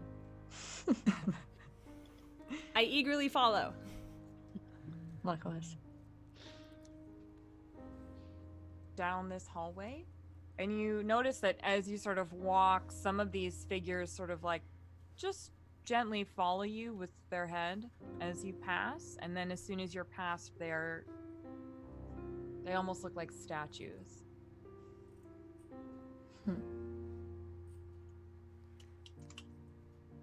Is anybody else noticing that? It's a bit unsettling. I will not be afraid to admit that. All right. Good to know I'm not the only one. I mean, in my experience, when you're in a fancy manor, things are always watching you and making sure you behave anyway, so this is pretty normal. They're not normally made of wax, but, you know, people watching is normal, at least. I wave at them as we go past. That's fair. We all go through the second door. Sure. You open it into the next room, and you see that you are in a kitchen. And there don't appear to be any cooks in here of any kind. But there's a stew cooking. You see that there's fresh bread. You see that there's piles of root vegetables in the corner. It's a fully stocked kitchen that appears to be functioning sort of on its own right now. And I would like everyone to roll a perception check. Oh, great. Miss you so much. Devin. 8. Doing great. 4. Okay. Boy, howdy. I forgot what my 11. perception stat was. Do passives matter? Sure, yeah, we could say passives matter. Oh, that Um, matters. The 12. Yeah, I rolled a 19, but my passive is 25. Yikes. Okay. Okay. My passive is 15. Okay. Mine too. Okay. 12. Okay. I rolled a 24. Oh, my okay. So, Primrose and Lapis, as you're sort of all taking in this wonderful and warm, yummy smelling kitchen, you all see that in the corner near the stove on the ground, there's a tiny, about half-foot long crank. Oh no. We all see that? I think it's just Primrose and Primrose and Lapis are the only ones who were able to spot it because it's kind of small and tucked into the corner. Irene goes to the bread. What kind of bread is it, Irene? I think it is a basket of sweet bread, not cinnamon rolls, not sticky things, but sugary breads. Ones that are still hearty, but also like Hawaiian rolls, kind of. Yep. Or like Japanese sweetbread. And then mixed in is some ones that are filled with fruits. Some of them have toasted seeds, and she kind of looks in and picks one with raisins. Because everybody back at home hates raisins, so she doesn't get to eat them very often. And she looks at it with giant eyes, and then she'll just start to, like, enjoy the bread. It is warm and it is yummy. All I could think of is that bread from Outback. With the cinnamon sugar butter. Oh, yeah. Oh, boy, howdy. She'll turn towards everyone and say, "This bread is really good." I will also go get some bread. But like a fruit bread, like a berry bread or something. I don't like raisins. Let's go over and smell the stew. You're muted, my love. It smells really yummy. It is warm and bubbling and full of good meats and veggies and potatoes. Yes, I like it. There are bowls next to it. I will take some. I'm going to look around a little surreptitiously, like, did anyone else see the crank? And just kind of walk over. Curiosity is getting the better of me. Just walk over and kind of look at it. Or it looks like the handle of it has the same gears that you've sort of seen everywhere else. And it looks kind of like you squeeze this little handle thing and you can push it, but you can't quite tell what it might do. You just know that it's something that you can push. I'm gonna walk up to Primrose and say, "What are you looking at?"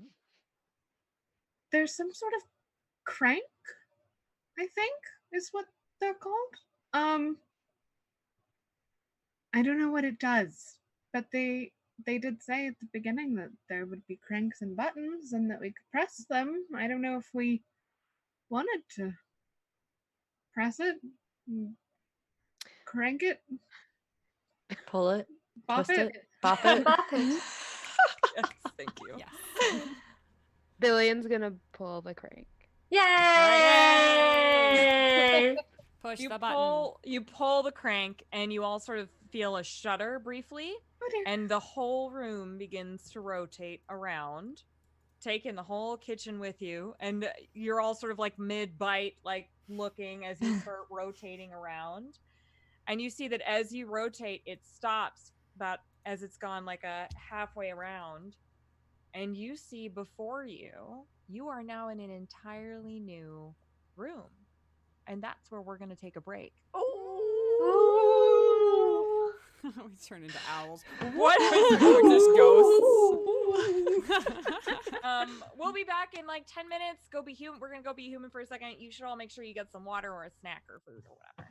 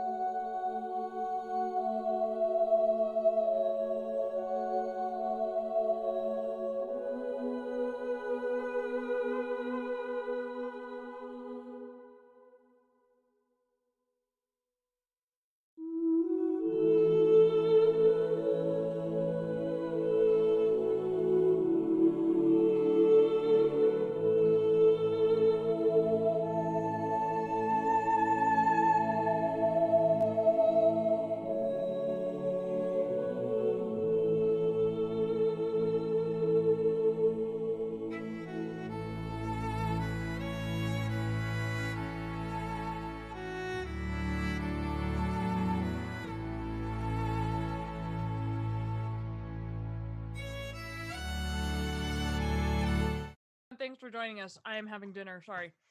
So, for those of you just joining us, the group was invited to a masquerade ball at the Antikythera Manor. For those of you who are history buffs, you might know what that means. As they entered, they discovered that they are in the Vale currently, which is the place between all the planes of existence here. And they are currently exploring a manor that will exist until sunrise. They are free to roam. Sometimes they will have interactions with various deities. Sometimes they may just go through memories. And they just pulled the crank in the kitchen, which rotated the whole kitchen around while they're mid, meal. And you see now that you are actually in a library.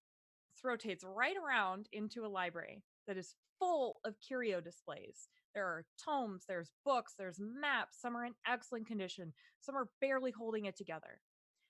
And Tate. Same. Boy, howdy, we all relate to that. Mood. Tate, you see sort of sitting in one of these curio displays, you see a stunning spool of thread that kind of seems to be glowing. I will go touch it because we have permission to touch things, so. That's right, you do. All right. You touch this spool of thread, and as you hold it, you begin to feel something, or perhaps someone watching you, but it does not feel malicious. And you look up, and you all see this, actually. You see before you Alias and Perithus wound together in threads and tapestries as you have seen them before.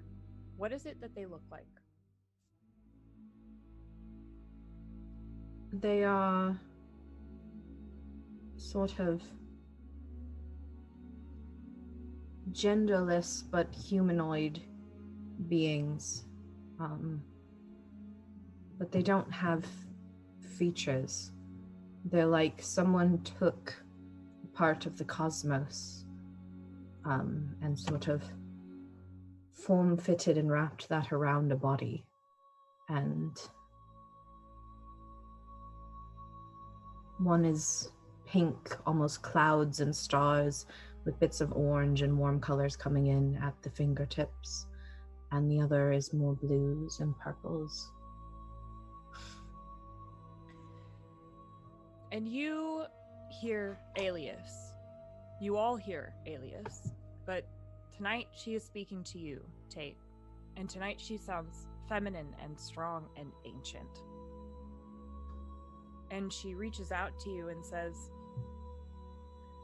"When the cosmos was young, before the dawn and dusk kissed the skies, before the world you know was birthed into existence, I saw your arrival plotted in the stars." And she runs her hand across the air above her, and you see this rift slowly open. And it looks as if she were painting with watercolors. There's purples and blues and blacks and grays and pinks that are sort of leaking out into this new opening in the room. And she points at a small collection of stars. "There, you see? That's you. Hello. Look how beautiful you are. Look how you glow." And she smiles fondly, and her eyes drift from these celestial bodies that are drifting in the air over you now. And she slowly waves her hand across your body, and out of the air, and out of her fingertips, you see thousands of tiny threads that begin wrapping themselves around you. They're weaving into your garments, they're weaving into your giant hat. And each thread, as you kind of see it wrapping around your hand, is holding a universe inside of it. There are galaxies, there's meteors, there's stars. And they swiftly weave themselves into your clothing and then disappear. But you feel a warmth kind of envelop your body that feels familiar, as if you were held by this energy before somewhere. somewhere long ago. To you, time exists in a linear line, always forward. But time, or what you know of time, is more flexible. You exist now and eons ago. You are both here and also years ahead. The threads of time, your journeys, are now woven into your clothing. Let it serve as a reminder that you choose your paths here and now, and also then and soon. They are your threads to do with what you will. They are you. And she has given you the threads of time, which you have an endless amount of threads of time that are woven into your clothing now, and each thread contains the energies of a universe that you have existed in at some point in time. And you may use these threads at any time to sew, weave, mend, create, or craft an object, spell, or item. And the item may be no larger than 10 by 10 by 10, and the larger the shape, the more time will be required to craft the item. And you can also mend broken things with these threads of time to make them stronger. And you can use single threads at a time for what you would like. And getting used to weaving with these threads of yourself will take time, and there's a possibility for failure. But with each failure, this possibility will decrease. But every time you use one of these threads, you will leave behind a mark of your essence, which may only be seen and tracked by deities and cosmic beings, but also animals.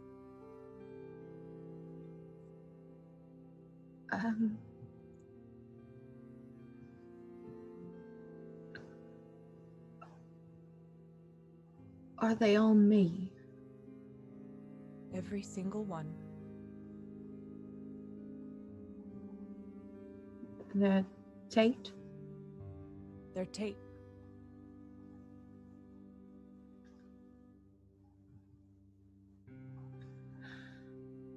It's a beautiful gift. Thank you. And you see them kind of nod, and they just dissipate into these threads that slowly drift away from you.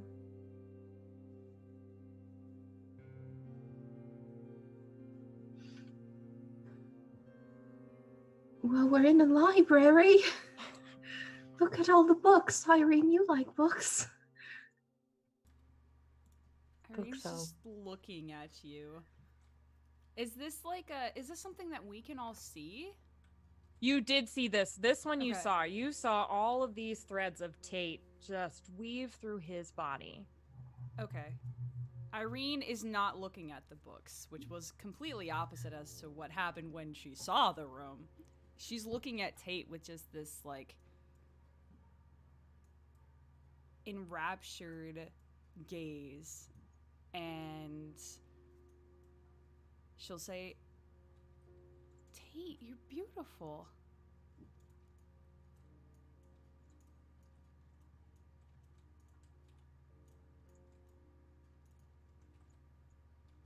Thank you. It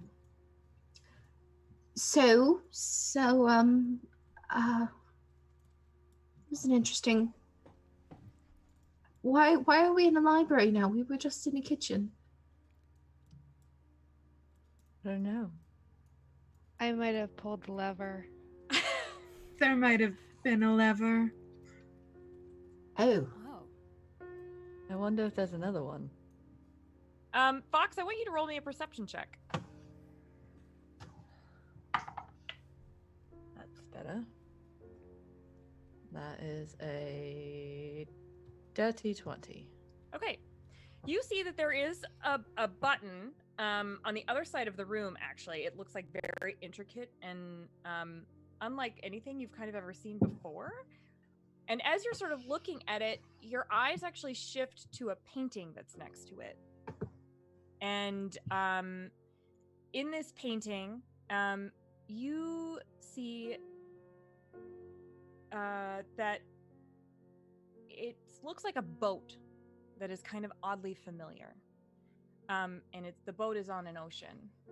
And the boat, for whatever reason, it's like you recognize that boat. You've been on that boat. Y'all, I'm not ready. You got this. I will walk towards the painting.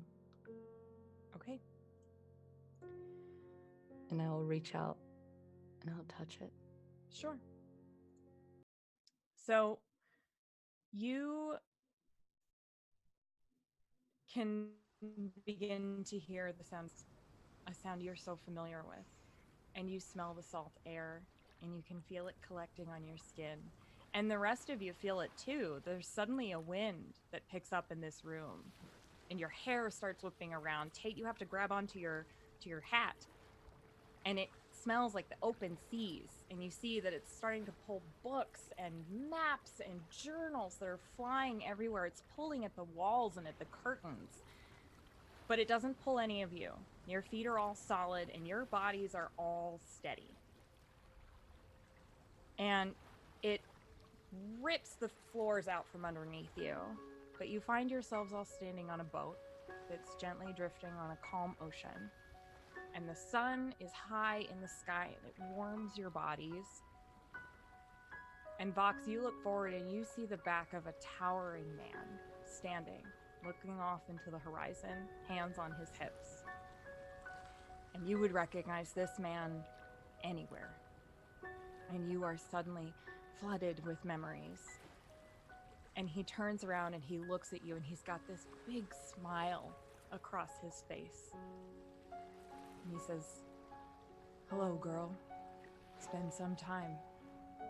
What is it that he looks like? Tynan is a mountain of a person. He's like 6'4", weighs like 240, but like it's not like a fat or anything. Like he just looks solid. Like he is a wall. And if you like, he could squish you, but he doesn't look like he would. And his face is kind, as are his eyes. And though his hair has gone gray, you think that perhaps maybe it was prematurely, that he's not as old as you would think. And he has a voice that just lulls you to sleep or gives you the energy to keep going. But he's just a mountain of a man, but a kind man. And he stands there and he holds his arms out for you.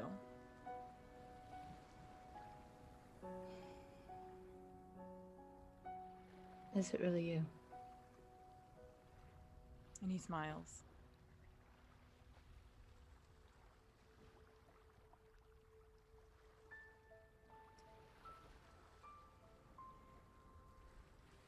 I'll go up and I'll hug him. And he wraps his arms around you, and it's a hug that you haven't felt in so long. And you remember exactly how his hugs felt. And you feel safe just for a moment. And he pulls back from the hug and he looks at you and he says, "What has happened to you? You've hardened yourself to the world. Where's my Vox gone? Where has Vox gone?" What did you think was going to happen? You left. Everybody left. You wouldn't let me go with you. You left me behind to this world that you were the only good thing to be a part of. Why did you not let me go with you? Was I not good enough? Did you not love me enough? He will sigh and give you another hug. And he'll say, "You never needed any of us to carry on. You made that clear from the first day we found you hidden in the depths of that ship. We've always chosen our own paths, and I chose to let go so that you could go on, so that you could continue to carve a path for yourself.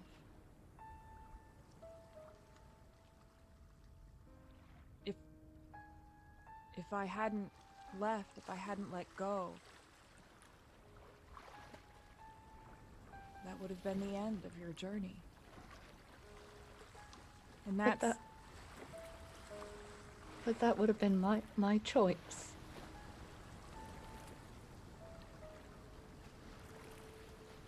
He sighs and he looks down.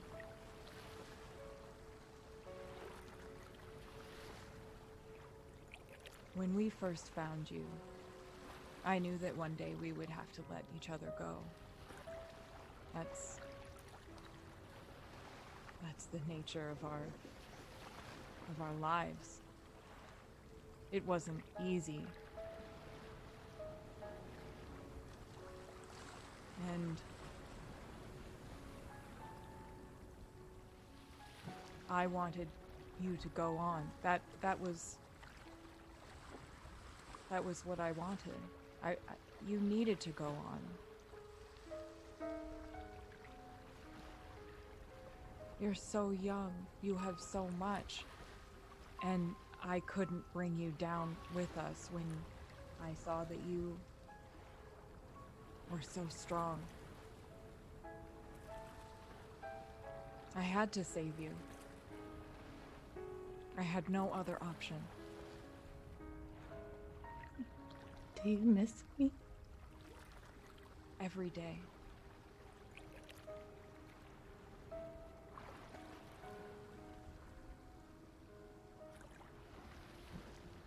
It was never a...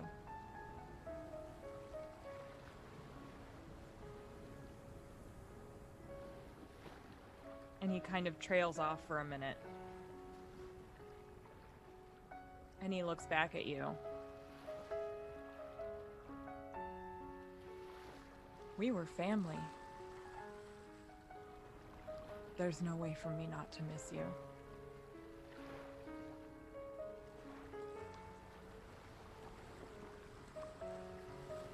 But I'm sorry if I've disappointed you. it's never... Been hard. You could never disappoint me. But I don't want the world to mold you into something that I know that you are not. And I never wanted to have to say goodbye. I didn't. I never wanted that. And I should have told you that you still have family out there. I just didn't think the day would come so soon. And I've been sitting here regretting that I didn't tell you. What do you mean?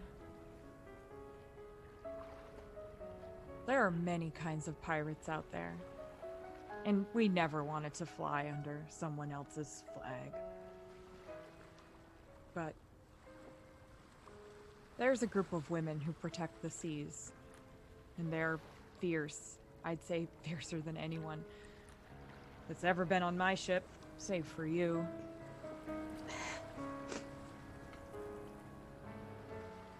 And even though we don't fly under the same flag, she's family. Their family. I went to the captain of one of their fleets. I asked what to do. What happens when Vox loses her family? What then? And she looked at me and she said, "We're her family. Anything should happen to her, you send her to us." And I should have told you that, but I didn't want it. I didn't want to have to say goodbye. But I want you to go to them. She's family. They actually do a lot of the things that we used to do. They just do it better. Nobody could be better than you. Well, he kind of like looks around. I don't know about that.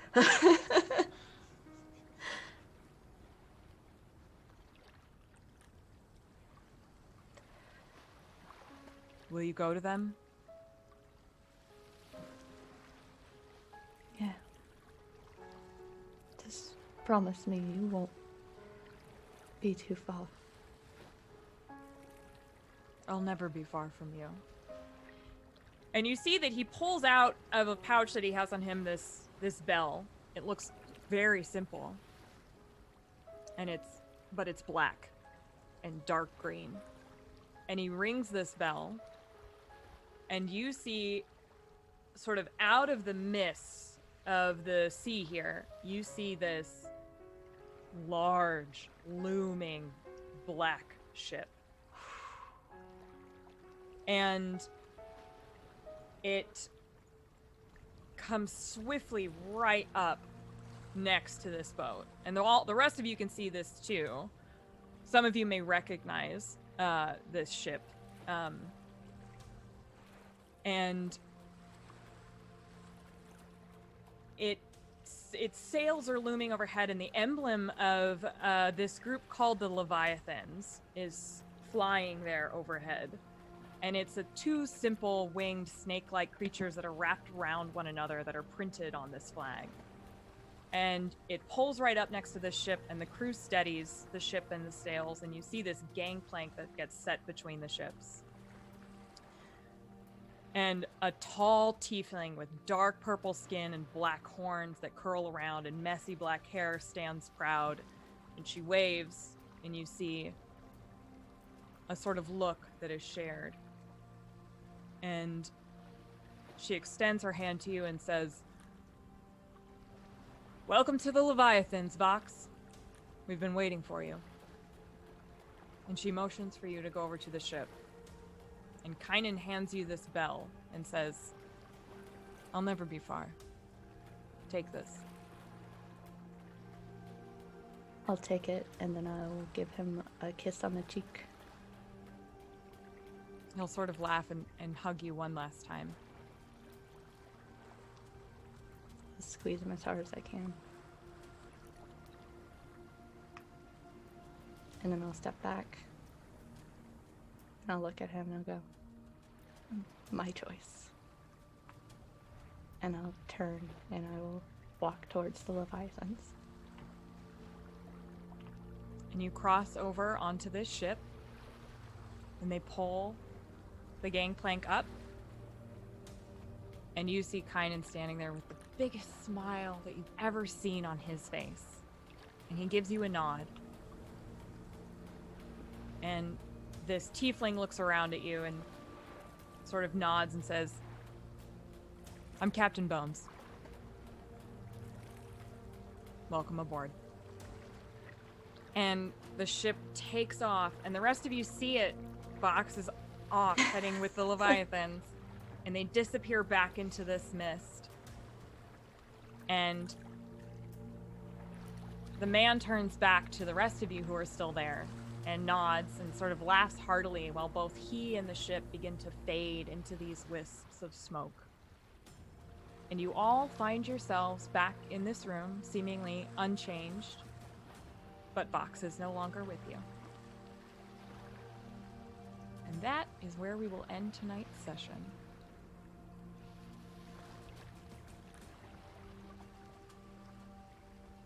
Boy, howdy.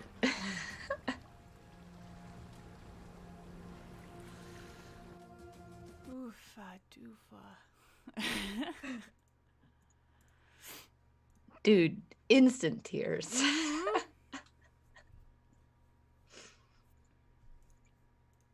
Well, thanks for being here, everybody.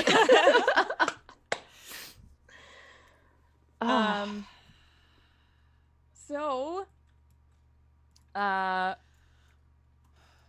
don't we go around? Go ahead and say, remind us who you are, where we can find you, anything that is coming up for you, anything exciting on your docket, and also what your favorite moment was this evening. Why don't we go in reverse order, and we will start with Maria.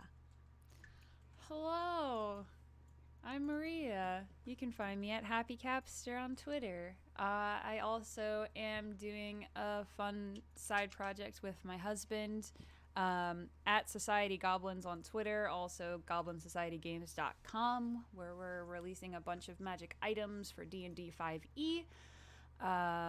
We just released one today that is called the Myriad Flail, and it is really cool.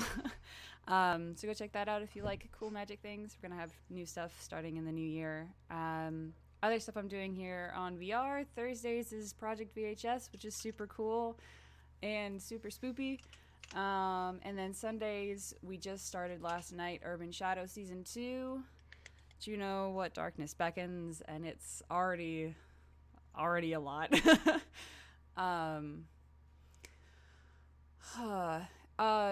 My favorite moment, I gotta be honest, my favorite moment was the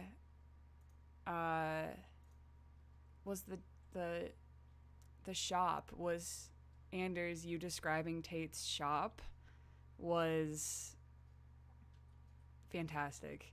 Like it felt like your home, and I loved it. I loved every second of it.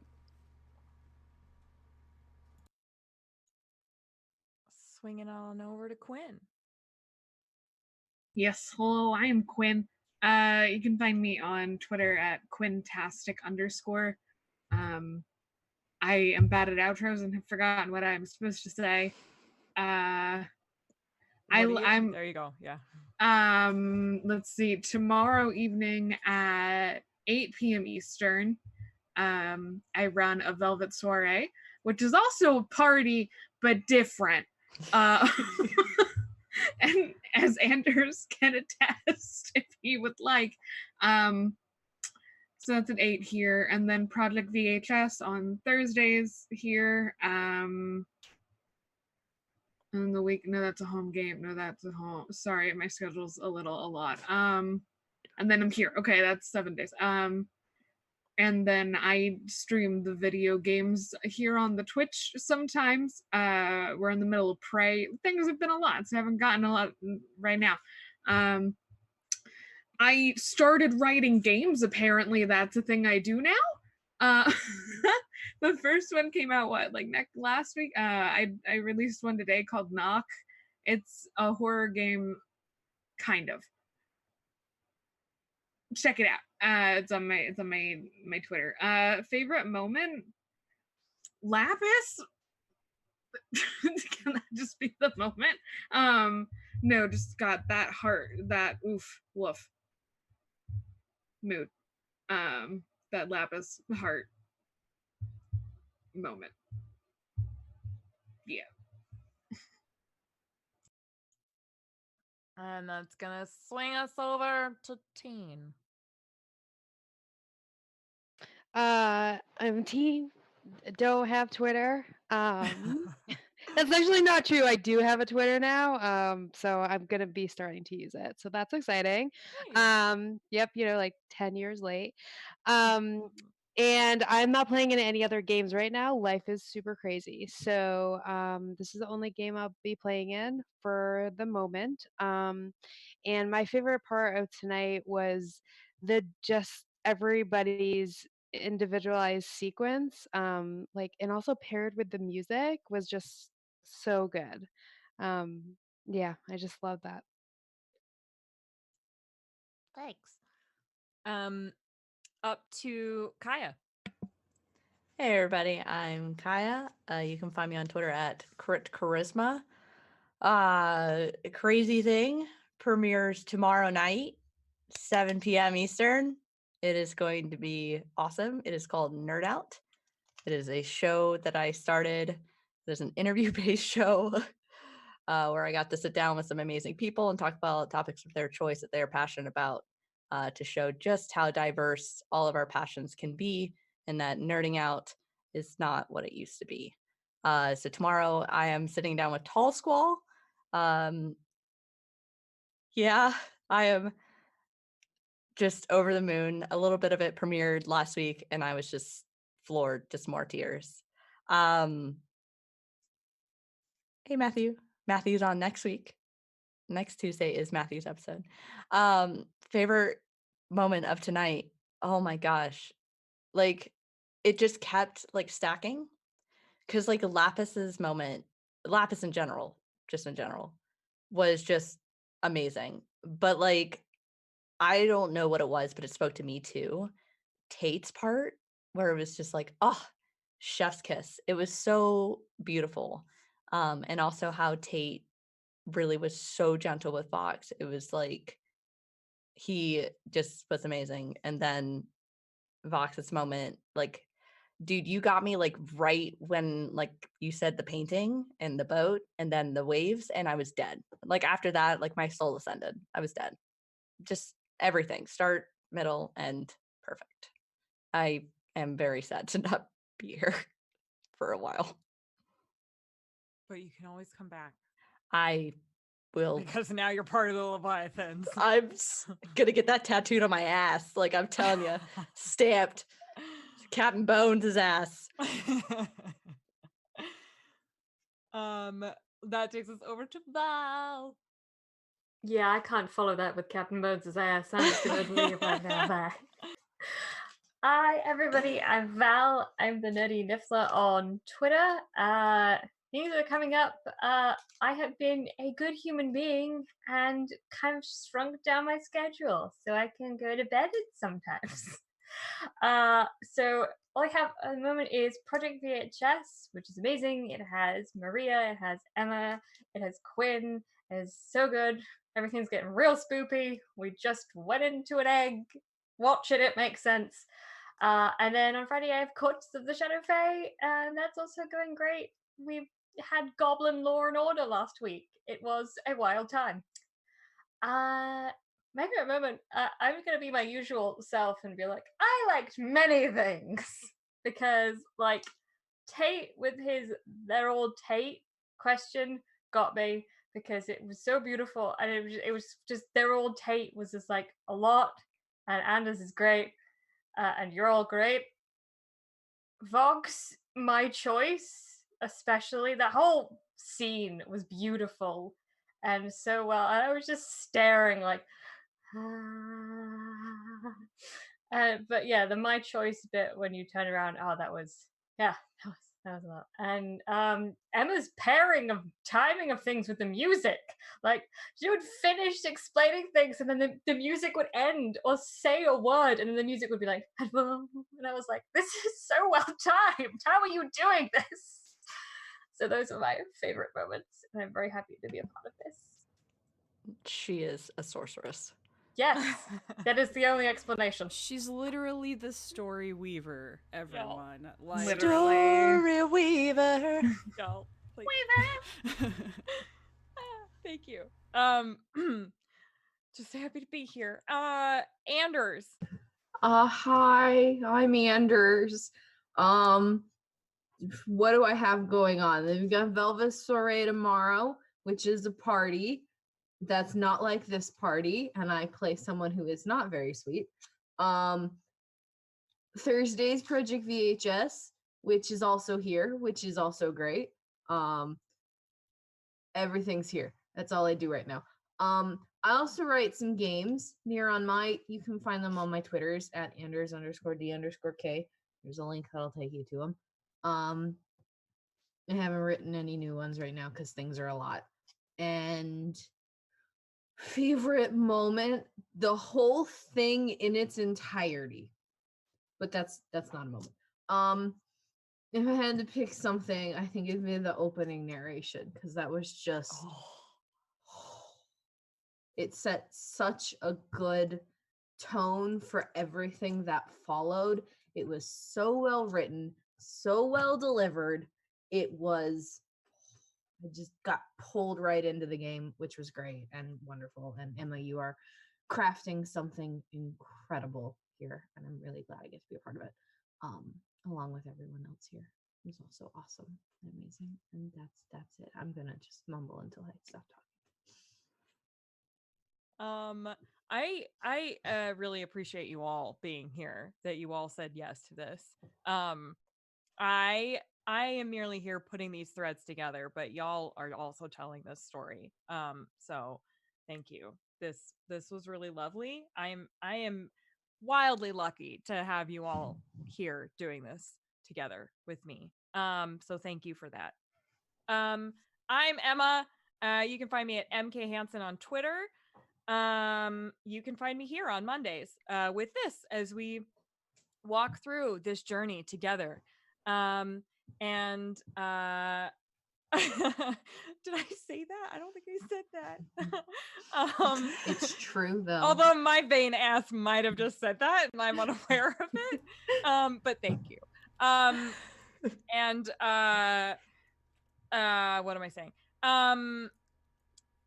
And Tuesdays, you can find me over on Dice Priori for Dragon Heisters. And Thursday, you can find me in Project VHS. And I reduced my schedule as well because it was a lot. And I realized that sleep is also important. Y'all. I don't think I did, Matthew. And then on Halloween, I will be running a special Invisible Sun one-shot with the VHS crew. We're going to take one night off from VHS and get super duper weird. So thank you again for everybody who showed up for this, who hung out with us in chat. Thank you to you all for being here and being present and ready for this. Thank you to Anders for making that amazing hat. Fuck, it's so look heavy. At that. Look at it. It's so big. Wait, do you get a favorite moment, Emma? Yeah, Emma, what's your favorite moment? I feel like I should not pick a favorite moment. Yeah, no, absolutely. We need to know who your favorite is right now. Pick some choice moments then. Okay. I have a couple. First of all, the characters that you have all made are so beautiful and so wonderful. I just hearing you like describe yourselves and interact with each other was so delightful. The number of times that I got to just sit back and watch you all like play, it was amazing. And so I really just watching all of those interactions unfold, it was just beautiful. I really like the singular moments that I had with Lapis and Vox and Tate. You're all going to get those next week, so prepare yourselves. But those moments tonight were like, I don't know, it just, the way that you responded to it just was really like lovely. Just to hear Lapis walk through that as Lapis is like, that was stunning. That Vox got to have her closure with Kynan, like that I was able to do that. Like when I was writing that scene, I was like weeping, and that you got to like have that moment like really made me feel really good. And Tate, when you had like that moment where you were like, as Tate, as me, that slayed me. Like, yes, beautiful, sweet child, you. And so it was just really nice to have those moments with y'all, and I can't wait for next week. And I just love that you all just without hesitation just jumped in when I was like, what do they look like? Who is it? What are you doing? And you just were like, okay, this is what I see. And it just, that sometimes feels weird in a 5e stream, but we all know this isn't really 5e. So it's not. So it just, I don't know, just all of it. I just like you guys. I love you and I like you. Okay. That's all. The 5e stands for 5 Emmas. No, it's true. It's true. We know it's true. We do know And it's true. The 5 versions of me. Yes. The 5 stages of Emma. That's right. It's true. All right. So thank you all again. We will be back next week. And and I love you all. Thank you for being here. Be good to one another. Do some self-care. And I think, is there anybody around who could set up a raid for us? Corey, are you still here? Hello? Hello? Hello? Hello, Corey. Hello? Hello. Corey. Okay, yay. Why don't we say, I would say either There's maybe Scrat. yeah, let's do Open. Scraticus. Let's get those guys. The guys, gals, and all those. Let's descend upon Scrat. Scraticus. I don't know who that is. Oh, it's Scrat. Yeah, sure. We're doing it live. You're doing great, Tate. He has become his hat. All right, yeah, we're ready. Let's do this. Swing us over to there. Thank you, everybody, for being here. Be good to yourselves. Be kind to yourselves. You're all amazing. I love you all. Toodles. Till next time. Bye.